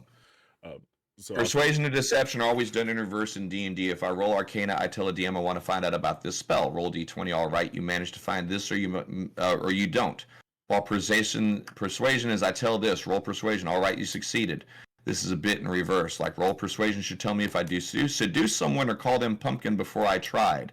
But yeah, this is RP game, and deception are most persuasion, deception are most RP heavy skills. You can change the deception based on what I say or do, and that's where I land on it. Yeah. That's where I land on it there, Paris. Good point, Quark. And that's one of those things that kind of comes with experience and practice, and different tables feel differently about it. I played with a couple players that like looked at me like I smacked them in the face. I said, "No, persuasion don't work that way." What do you mean? I got a plus 11 in it. It's like, okay, if that's the way that works, why do we have charm spell? Why do we have friend spell? Why do we have command spell? Yeah. Explain to me how you can circumvent these 3 magical abilities that require resources simply because you're extra charming. Yeah. And that ended the argument pretty quickly. But you know, that's kind of how but that's ultimately how I try to rule things as a DM. If there's something up here that says it allows it to do it, then all this shit down here by definition is not allowed to do it. Yeah. You can get close, you can engineer near, but you can't use persuasion as charm. You can't use persuasion as command. Otherwise, these spells wouldn't need to be here. No, So describing how I look for information in library changes DC on an arcane check. Quark, if someone is asking, I'm going to go to the library and do a search. How much time do you want to spend is the first thing I'm going to ask. Yeah. Now, if they just say, I'm going to spend 2 hours, I'll decide on the DC and let them roll history or arcane. If they say, I want to go in and look around and talk to the librarian, then we get into a little bit more checks. Yeah. But yeah, if you want to oversimplify it, how much, I'm going to go to the library and search. How much time? It's not instantly roll the fucking die and I got a 23. You glowing book on this shelf because you rolled a 23. Instantly grab it. Now, how much time are you spending doing it? That will determine your DC. Yeah. And I know that From my opinion. I know that some people would do it the other way around, where it's like, depending on the DC, if you pass it, you're gonna burn 2 hours in this place because you had to look for it. I know people who would do it that way. But yeah, I don't know that there's a right or wrong way. Whatever works for your table to keep the game flowing. Really, that's what that kind of a decision comes down to. Because if you're playing with a bunch of day one people they've never played before, you might be a little bit more forgiving with deception and with persuasion, with intimidation than what I'm doing at my level. Because they don't know how to use their words to do that yet. Absolutely, yeah. So yeah, persuasion at level 1, first day I've ever played, you know, be forgiving with it by all means, you know? Yeah. I think I'm going to seduce a barmaid. How much time are you going to spend doing it? You're fucking A. If you just walk up and pinch your ass and say, me now, baby, you're probably getting hit in the face. You spend 15 minutes to do it, talking smack, giving her the look, kind of, I mean, real life. How much time are you going to spend hitting up your girl? 30 seconds or 10 minutes, man, you know, at the risk of going that way.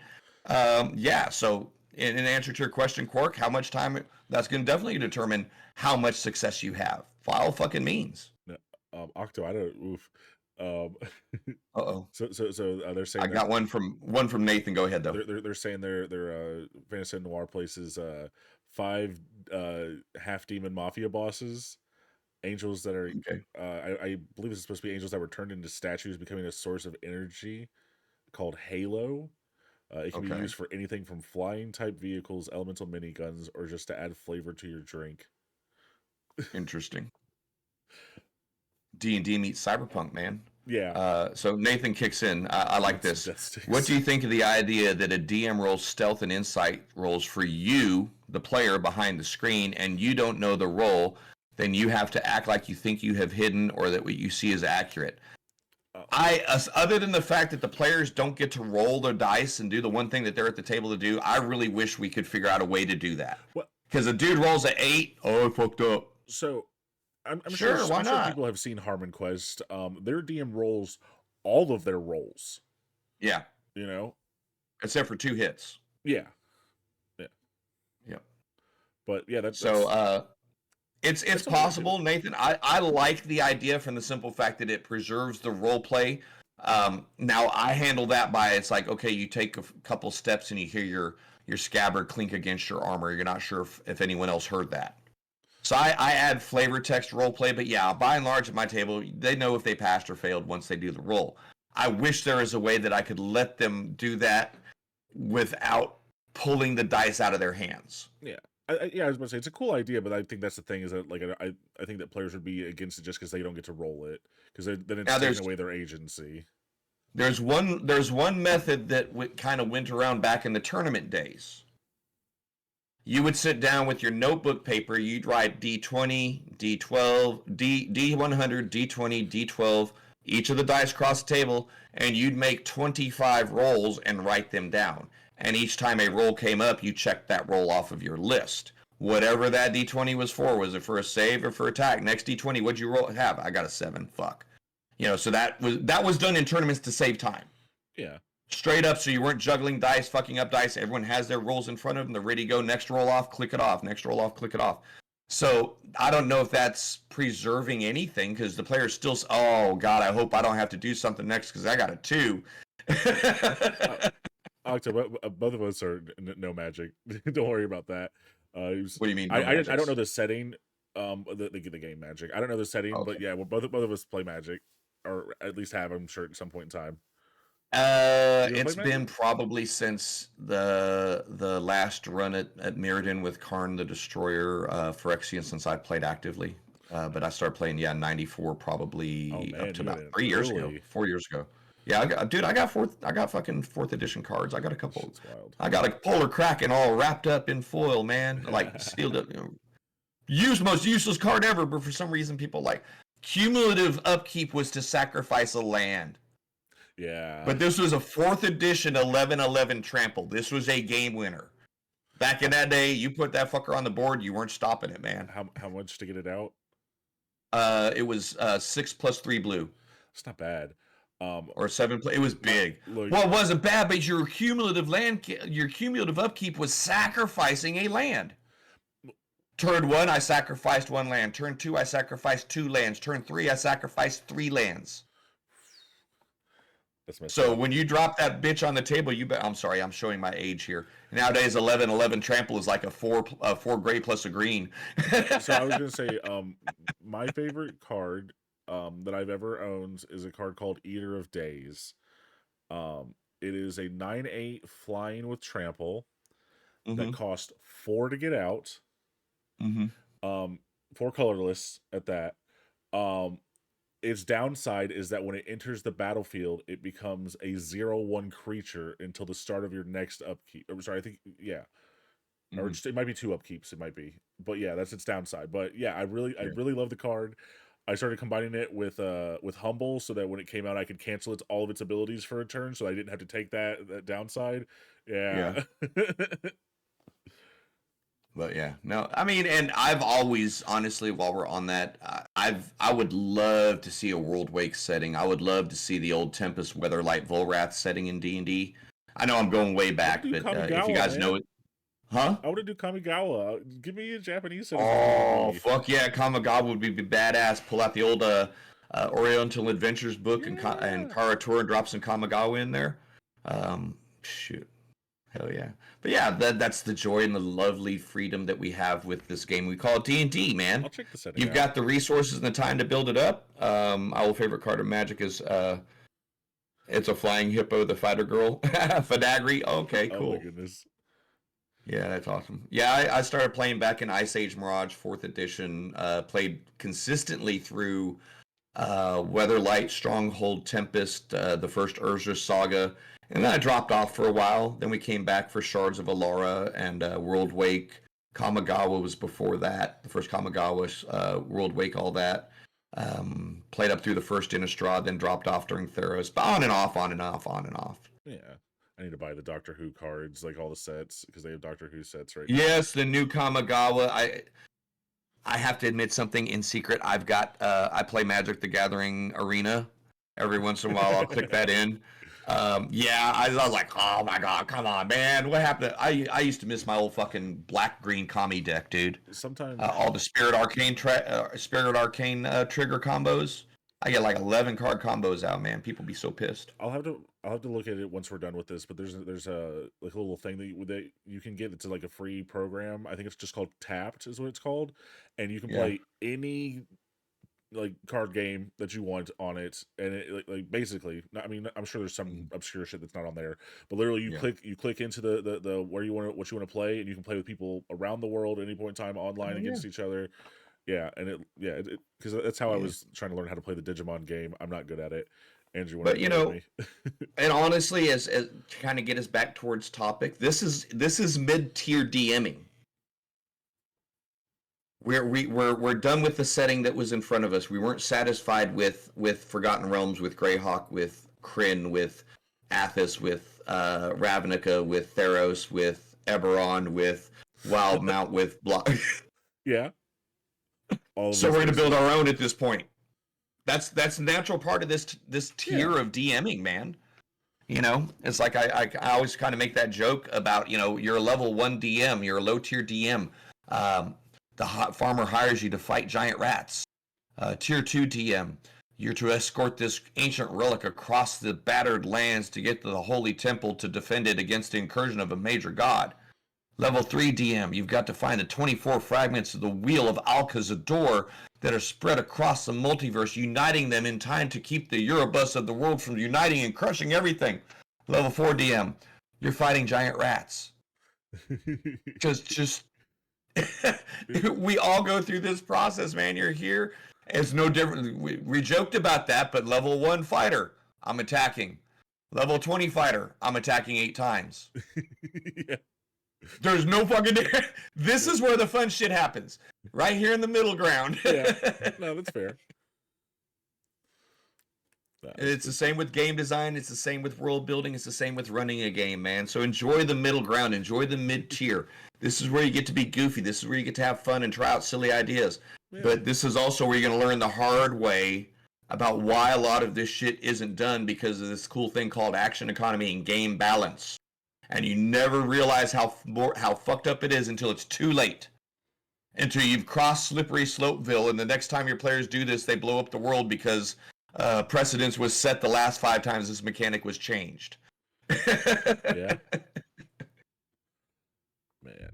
I make 99 attacks because I can as a 20th level samurai. But yeah, you know, absolutely. Really? What the fuck? I'm gonna look at that. Hot take. Did I miss a hot take? Okay, let's a hot take. Hold on. Hot take. I hate contested skills for deception persuasion. I homebrewed that one is a passive contested skills for deception persuasion. I homebrewed that one is a passive insight as DC you need to beat, same for passive perception and stealth. It makes no sense that I can brute force perception against a master rogue while blindfolded. There's a way for stealth to let their stealth roll check not to let them roll stealth check not as they start to sneak, but when someone can detect them. Yeah, that's a good potential. That's fair. they're sneaking until there's a chance for them to even be detected. You know, touche. That's a good way to handle it. Yeah, no, that's You fair. know, in regards to the passive, that's kind of what you're supposed to be doing, unless your guard is actively searching for them. Most every one of your monster stat blocks in 5e has the passive perception number there that you need to be weighing against the sneak's stealth attempt. Now, if I'm actively searching, I'm a guard on patrol, then I think I should have my passive plus my active. But I agree with you in the extent that, yeah, the passive perception roll list on the stat block should be the default for your guys going against it. You know? Yeah. Level 5 DM, you're transporting the uber epic MacGuffin across the continent. You run into a village and the commoner asks the good alignment PC to save them from the plague of giant rats. Level 5 DM, it's more like, okay, you have a house and a wife and a job and no, you know, don't do this to me.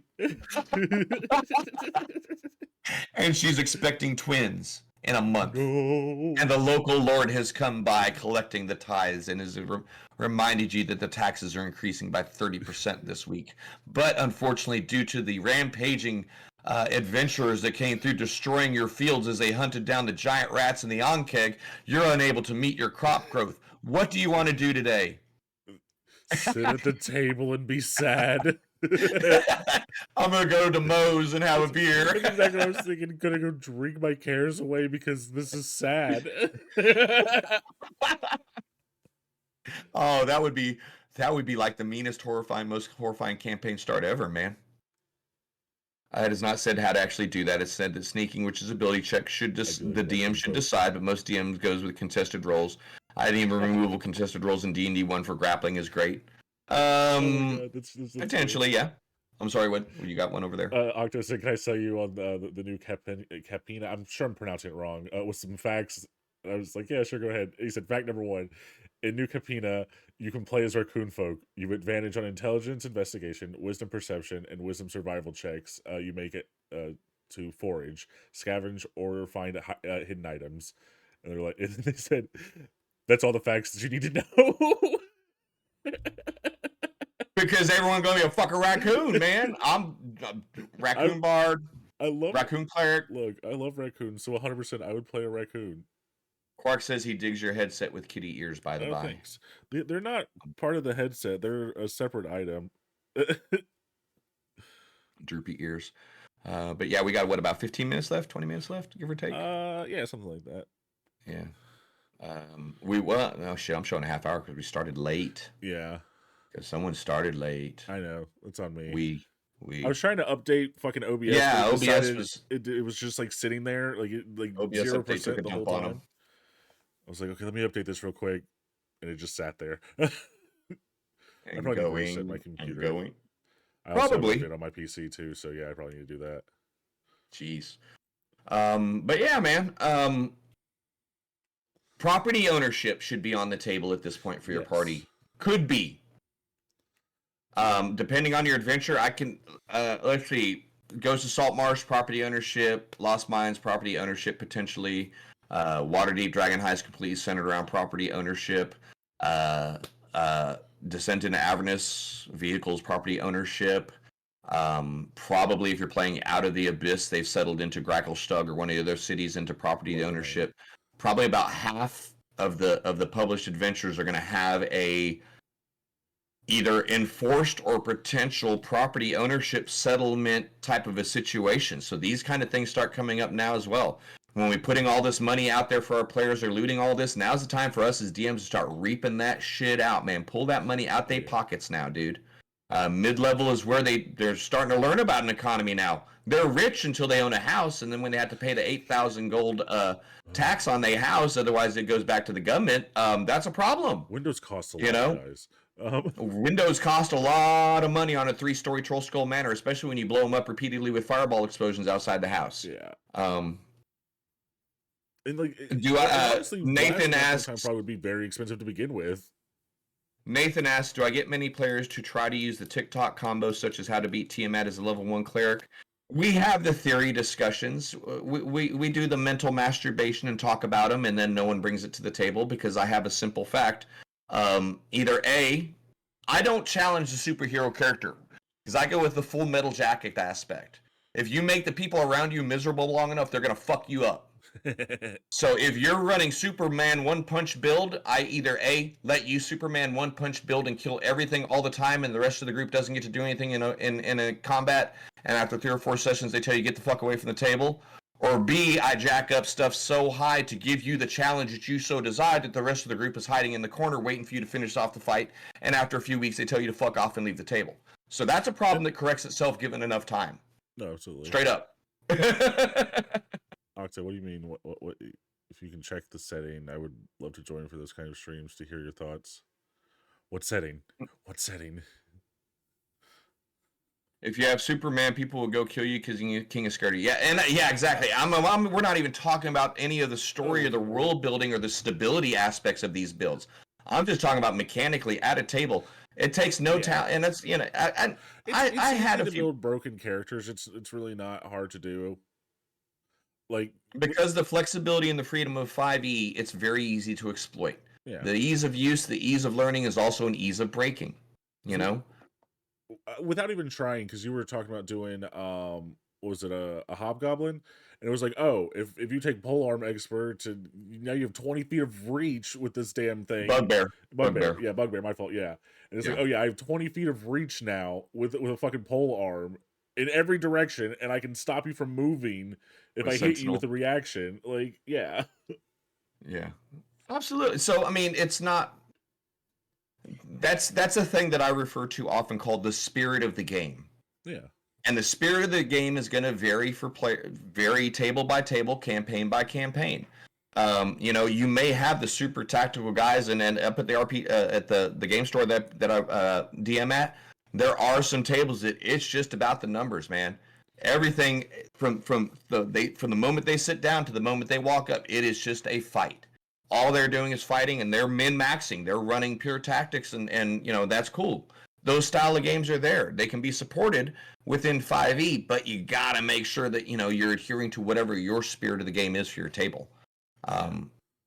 Exactly. Nathan says that's why they say try. They were based on interpretation of multiple rules. Yeah, a lot of times those one things. It's like, did you read the paragraph after that?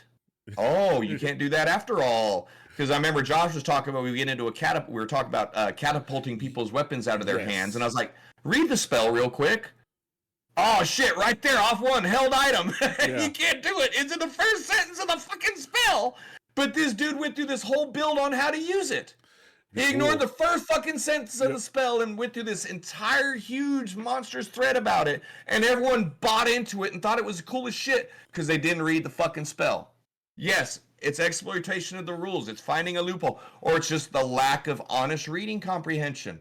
I've seen people get super excited when they read a spell and stop reading on the cool part. Just fucking slam that book shut, write it down, and go.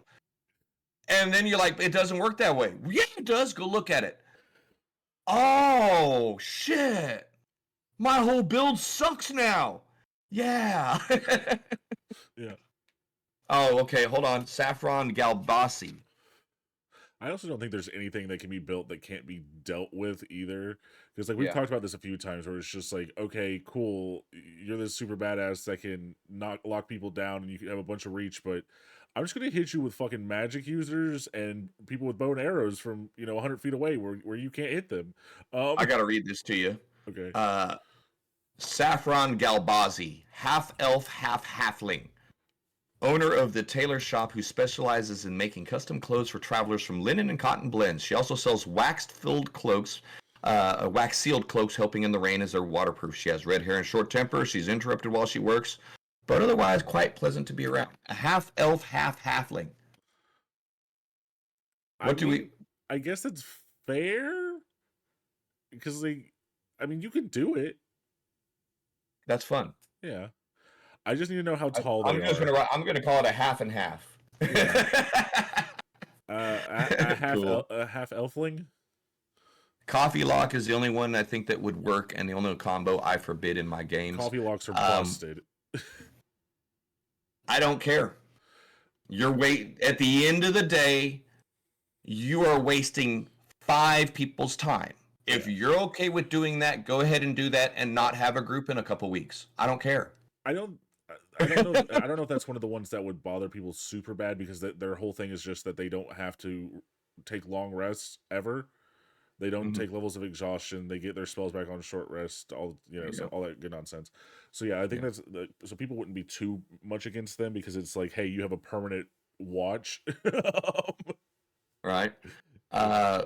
Nathan kicked in. I've played in ultra optimized campaigns at a game store, and it was cool because we all wanted to do that, which is key. Yes. But I prefer playing a character where I can actually play a flaw. It just makes a more interesting character, and I agree. Now, in regards to what Josh was saying, yes, you can deal with those, but more importantly, if it's not a game-breaking thing, if it's not something that's going to absolutely dominate gameplay, turn in, turn out, round in, round out, let them make that thing and let them have fun with it and give them the moments to shine. There's nothing wrong with doing that. My limit comes when it starts fucking up the other people's time at the table. When you are so optimized that either A, the threat has to be so high to give you a challenge that no one else can do anything, or B, you're so effective that no one else can do anything, that's where I draw a line. But I don't even draw the line. That's where everyone else kicks them off the table. And I was gonna say, let's be honest here. Most of the time, when people build these like super optimized characters, it's a thing that they can do to one person, or they can do just a handful of times in a day. So by the end of it, it's like, cool, you got to have your cool moment, and then you're done, and that's all you can do because that's all you've built your character for. You know? Old. Okay, cool. Yeah. Real quick, Octowild, hot topic with all the D&D Oh, son of a bitch.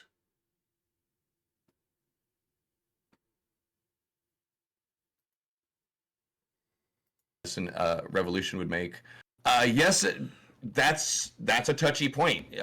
Yes and no. Kind of like, eventually you're right. I think that's a natural evolution for a magical environment, kind of like Eberron. Whether we like it or whether I personally like it or not, Eberron is a natural evolution to Magitech, if you will. I'm for Magitech. You know, I know yeah. I no. think that any society where magic was a thing, as they progressed, would advance to Magitech because it would just be superior to technology. Why wouldn't you buff all your technology with magic? Mm-hmm. You know, that's just me. Well, I'm not. Yeah, like I said, from a story standpoint, a theme standpoint, I have no problem with it. But from a mechanic standpoint, it's the MacGuffin of all MacGuffins. Yeah, no, I agree. It's the most horse shit explanation for because Magitech. Yeah, I agree. At least you've got to figure out how all of this stuff works in either technology or magic. But when you start mixing it together, it's just because a magic rock. Magic rock does everything I need it to. And if I put magic rock this way, it does this. Okay, fine. Go play Eberron, man. I don't. Do you know how excited I was that Bailey asked me how the magic teleportation circle worked? I'm loving this shit.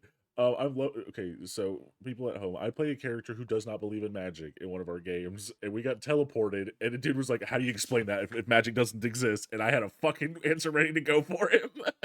Right. Because I was waiting for it. But yeah, so I mean, but that's all going to come back down to what you need to do or want to do for your setting and your world, man. You know, if you're into magic tech, that's fine. Like I said, the hard part for me is it's too hard for me to limit the use of it, and it's too hard. But I got logic issues in my brain, guys. It's certainly not it's not a wide-ranging thing. I get it. Most people think the cool, all wow, flashy, cool. Who cares how it works? It works. I care how it works, and that's why I can't use it because it's such a fucking slippery slope. Then why are we not using ray guns? Why are there even magic users at this point? Why doesn't everyone, if we've gotten to this point, have the fucking cyber gun hand that does 5 different spells off of each finger from Cyberpunk because of Magitech? If we have things as large as these blimps that can cross transplane our dimensions and things as small as these little things that we can connect and talk to each other, there's middle ground. We got whole Warforged. Yeah. Well, so that's where I avoid it. Yeah, I would say that the difference between those two states is just time. So I would say that, like, in my brain, like, because of Counterspell, D&D is set in like 1300s, somewhere in there in my brain, like as far as like technology is concerned. Maybe a little bit before, maybe like the early thousands, but like not much further. So, but I would say that Magitech would eventually develop within their world, given hundreds of years to develop more technology. Yeah, I've already agreed with Yeah, that. yeah, That's a natural evolution of Yeah, it, yeah. but I don't go with it because Yeah, and that's what I'm saying. because, I think it's just entirely dependent on your setting. Though is what I'm saying. But is what I was trying to get at, because like there are settings that allow that stuff. Like Eberron, I would imagine is a futuristic world. Then you have your Spelljammer stuff where you're in space. So like that's all that stuff. Yeah. It's Octo, how it works? Well, magic. It's what the he- impotency of world building in many cases. what he Yep. said to me too. Yeah, it's magic. Yeah. Yep. Now, yeah, so hate crossbows around the Hastings time period. Yeah. Who knows? I mean, there's as a history dude, there is way too large of a gap between the various types of stuff that they're using That's fair. to try to set it in a single year period. You could say from 400 AD to 1200 AD and cover everything. But if you include their ships, types of siege weapons, armor, blah blah blah blah blah blah.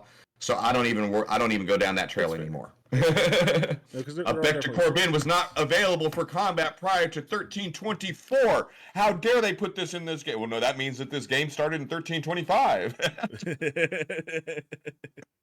No, that's fair. I don't play those games anymore, That's but it's fun. Yeah.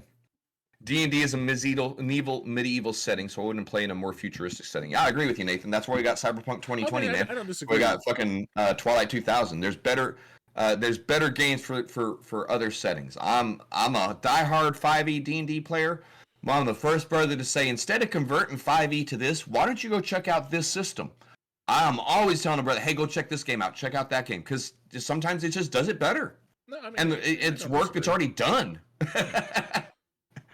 I don't disagree. I'm just saying that these Yeah, are I read your options. thing through full Wolkoff. Appreciate the correction there. Yeah. Instead of sealed, fooled. Yeah. But yeah, no, I'm not disagreeing with you guys. Like, and I agree. D&D is a medieval Right. setting. Exactly. But, Nathan. yeah, I'm just saying these are good options to people. Where it's just Yeah, like, totally, like, totally. these are things you can do. And then these are things that exist already in the the settings. Spelljammer and Eberron both exist already. Right. Exactly. And so in some senses, it's not a necessary. Yeah. No, maybe there's no need to reinvent the wheel. Just put a bigger tire on it or a smaller tire on it if you need to. Yeah. For lack of a better term, there's a lot of good stuff out there, and here in the intermediate level of play, we're now learning about all of that. You wait, shit. There's not a day that goes by where I don't talk to someone new that just didn't understand there's more worlds than just the Forgotten Realms. Yeah. There's more than Faerun. Yeah.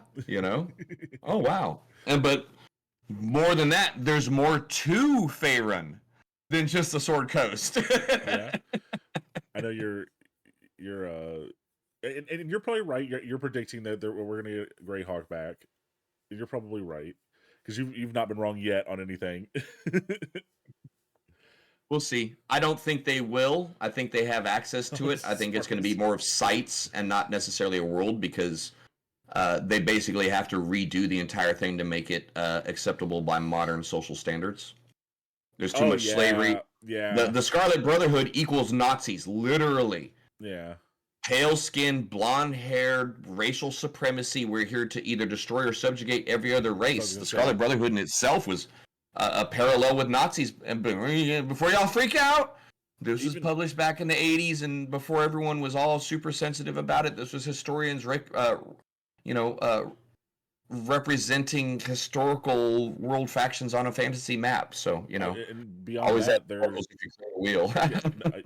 But no, beyond that, there are also races there that would be considered monsters that aren't considered. Yeah, like Dragonborn would straight up be like, "That's a fucking half dragon. We need to kill that thing." Drow, they are 100% against them because they are all evil.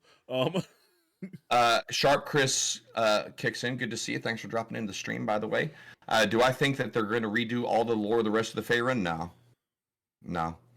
They've already. I don't think we'll ever see the Horde lands. They've mentioned Zahara. I think it's Zahara.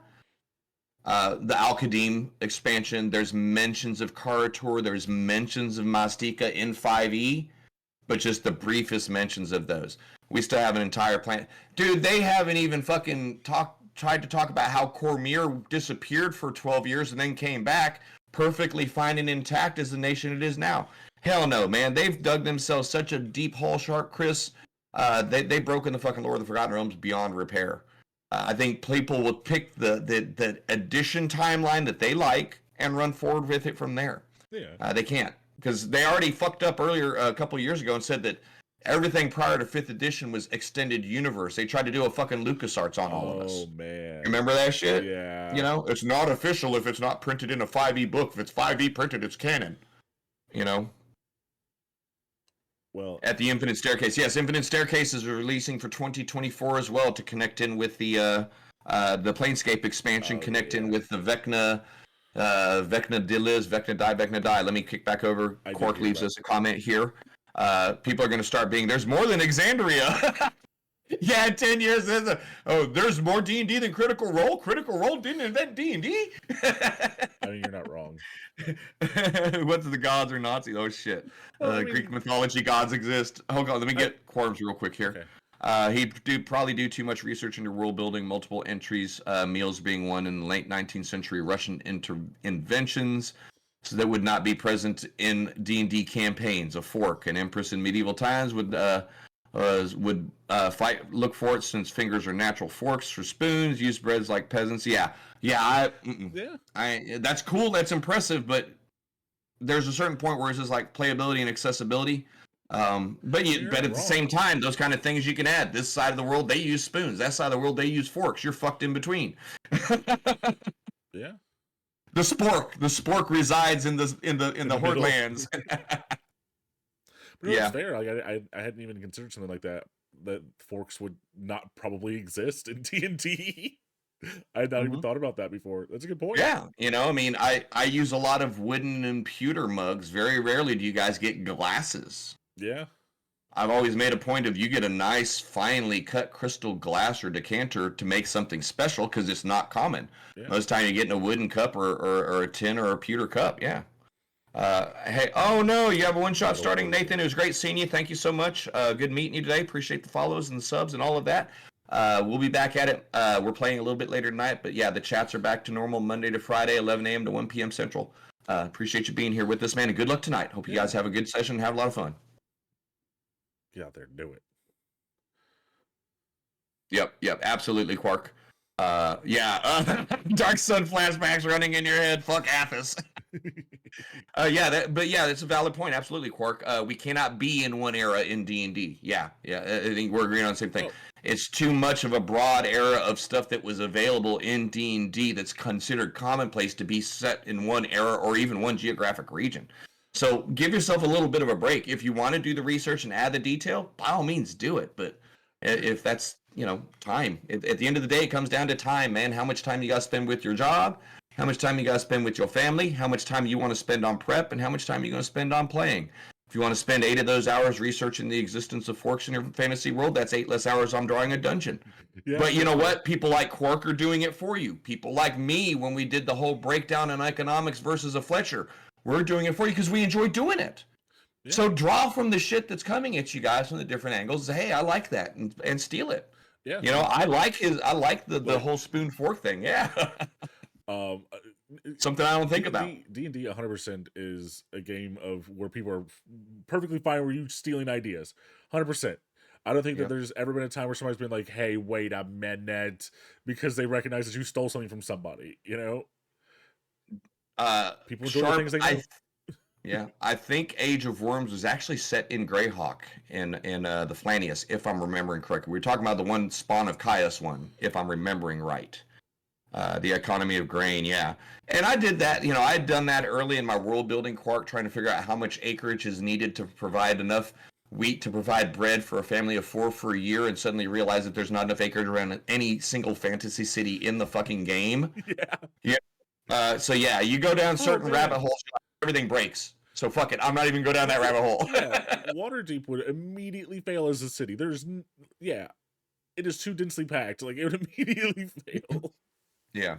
So, I mean, having the details, being able to do the research and dig it up is great to add, but, at the same time, playability. Playability is always paramount. Engageability is paramount, making sure your players can get into it. Yeah, a great book on the economy of grain, and I would probably be down for reading that. I like that kind of stuff, but I've learned in probably the last year to really start segregating research and realism versus playability and accessibility. And I know the letter to a lot of us kind of get into gatekeepy, snobby mode and go, oh, accessibility, huh, huh, huh. That just means that we can play with more people faster and we're able to engage them because it's accessible. Yeah. They can grab it, they can enjoy it, they can dig into it. So that's where I focus my efforts these days. Yeah, that's fair. So Waterdeep and Dungeon of the Mad Mage is the best combination of stability and safety. I love that fucking campaign. I am going to take another run at that Octo. Dungeon of the Mad Mage. Waterdeep. It was called Waterdeep Heist of the Mad Mage's Apocalypse because I actually combined it with Prince of the Apocalypse up the valley. It's a 50-mile away, 100 miles away. The things that were happening around Amphail and Goldenfields is going to impact Waterdeep. So especially once they take control of the inn, once they take control of Troll Skull, you automatically have a tie-in with the Amphail Valley up the Amphail. Am I saying? Or is it Desserin? Desserin Valley. I'm sorry. You know what I'm talking about? Just north with Big Ass River, where all the food is. So yeah, a lot of ways to tie those 3 campaigns together and have a fucking great time. I'm down with you on that, Octo.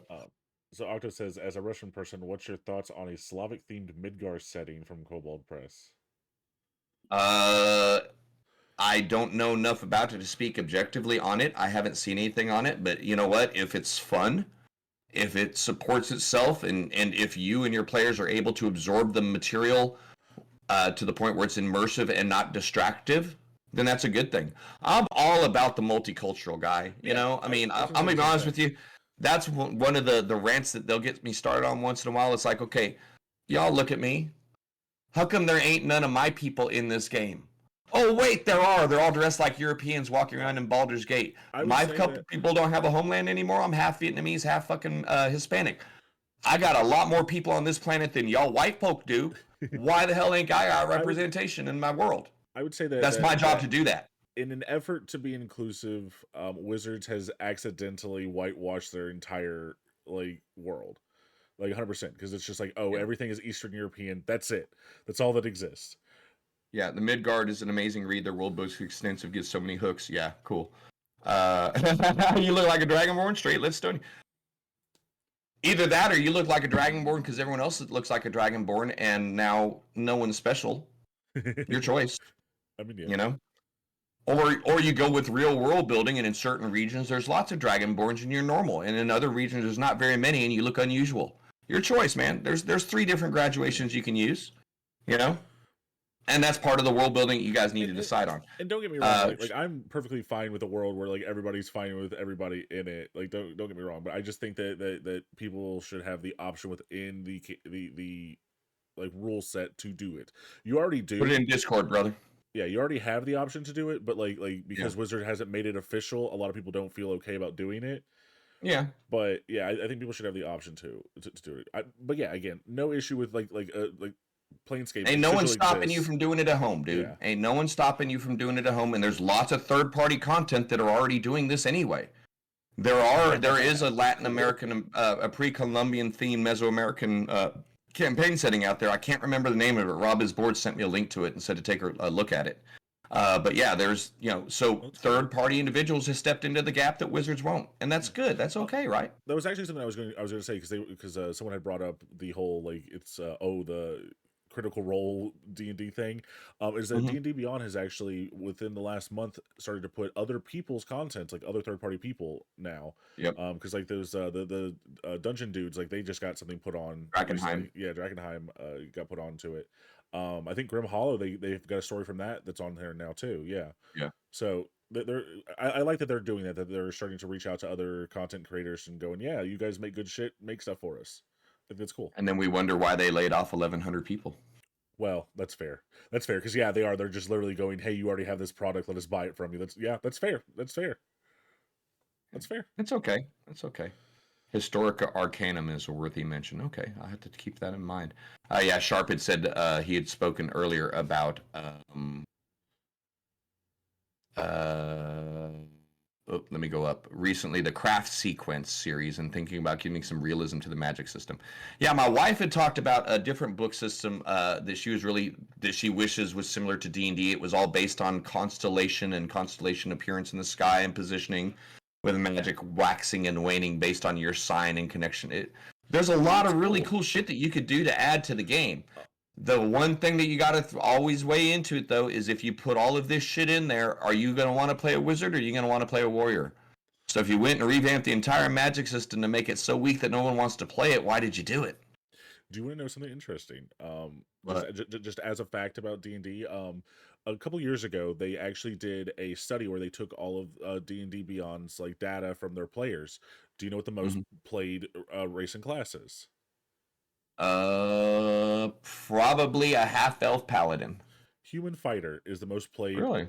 race and class. Yes, the least played is an Aasimar ranger. Human fighter. Sharp Chris says that too. Yeah. Yep, yeah. Human fighter is the most played. Aasimar ranger was the least played. Aasimar Interesting. is the least played race. I can't remember. Druid is the least played class, but Aasimar ranger is the least played like combination. Hey, Octo, thank yeah, you for man. dropping in. It was great meeting you today. Appreciate you jumping between our streams. Love the input. Love your ideas. And I hope you get some rest tonight. And thank you for the blessings for our sessions. Hopefully you've enjoyed it. Like I said, I'm here Monday to Friday, 11 a.m. to 1 p.m. Central, just chatting D&D during the day, daytime, my time, evening time for the European crowd. So feel free to drop back in. And Josh is running games, doing live gameplays as well. Yeah. The reason I was saying that though is that most people are already picking fighters, is why I was saying that. Yeah. But yeah, we have hit our 2-hour mark, so I gotta go. Oh, no shit, we are. Yeah, and we got a D&D session coming up in a little bit, guys. Hour and 15 minute. Yeah. So hey, yeah, this is a good point. Shark Chris is great seeing you. Dr. Quark, as always, love the discussion, man. Love going back and forth with you. Appreciate the input. Octo, is good meeting you. Anyone else that might be drifting around back there, thank you so much. Nathan, is good to see you again as well. Lots of, had a good time today. Good discussion, guys. The Jim and Josh is here every week, Friday, 3:30 p.m. Central to 5:30 p.m. Central, 4:30 to 6:30 Eastern. Just barring unforeseen kind of stuff, we're always here every Friday chatting. I'm here during the day. D&D, man, that's all it's all about, man. But yeah, good night. Appreciate you guys being here. Bring the open discussion. We may start on a theme, but we never stay on that theme very long. This is a community discussion. We love you guys leading us along the way. Yeah, we just like talking about the game just in general. Like, it doesn't have to be the topic we're talking about. Even feel free to kick in stuff, and we will go on a rant about it. I'm sure one of the two of us will say something about it. Yeah, we know. Octo, I will check out that setting. Don't worry, I will look at it. Yeah. But yeah, come back and night. see us. Mine's like, good to see you back there as well. Good night. Good to see you. Good. You got a session tonight as well. Good luck with your stuff. I hope. Yeah, because that's we were joking about that last time we were chatting. We both run about the same time. We can't watch each other stream. Yeah. But come back if you guys are here and you can. I was watching you kick ass on Smite the other day. It's like, damn, that game looks hard. Oh But man, yeah, it's I would play Smite with you, Jim. I've not played it in a long time, but I'd play it with you. I'm not good at it, but I'd play it with you if you wanted to. It looked cool. I was like doing Smite. League of Legends when Smite and Dota 2, and I was one of the fanboy. Oh, only League, everything is shit. I hadn't played a MOBA in so long, but yeah, I was watching homie play some Smite, and I was like, that game looks fucking fun. As you wear my If you guys are in channel, check out our guy Mind's Eye in here. You see him chatting on my side.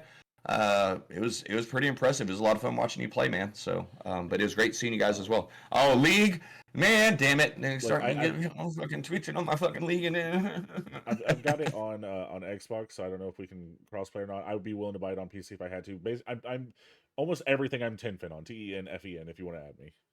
Oh yeah. But hey guys, thank you so much. It's not all. I mean, it is about D&D, but it ain't always about D&D, man.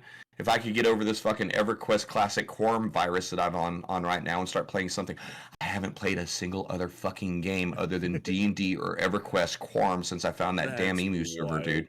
That's wild. I can't. It's like, oh god, I gotta quit, man. Dude, it was so well because it's a privately hosted full recreation of 1999 EQ. Yeah. Now, yesterday the server went down. The Quorum Project servers went down. Your No ass was one knew shaking. why. Even the owner of the whole thing's secret. She's like, well, I guess fucking Daybreak finally saw our numbers and pulled the plug because they're averaging 1,300 players. Oh, it's not bad. Now, for real life, Daybreak is charging you $15 a month for the same thing I'm getting for free in a way better format. So yeah, I was convinced as shit yesterday I ain't gonna get to play EverQuest anymore. That's probably a good thing. And then the Discord notice came. I was like, That's bad, man. That's bad. it's so bad. It's so bad.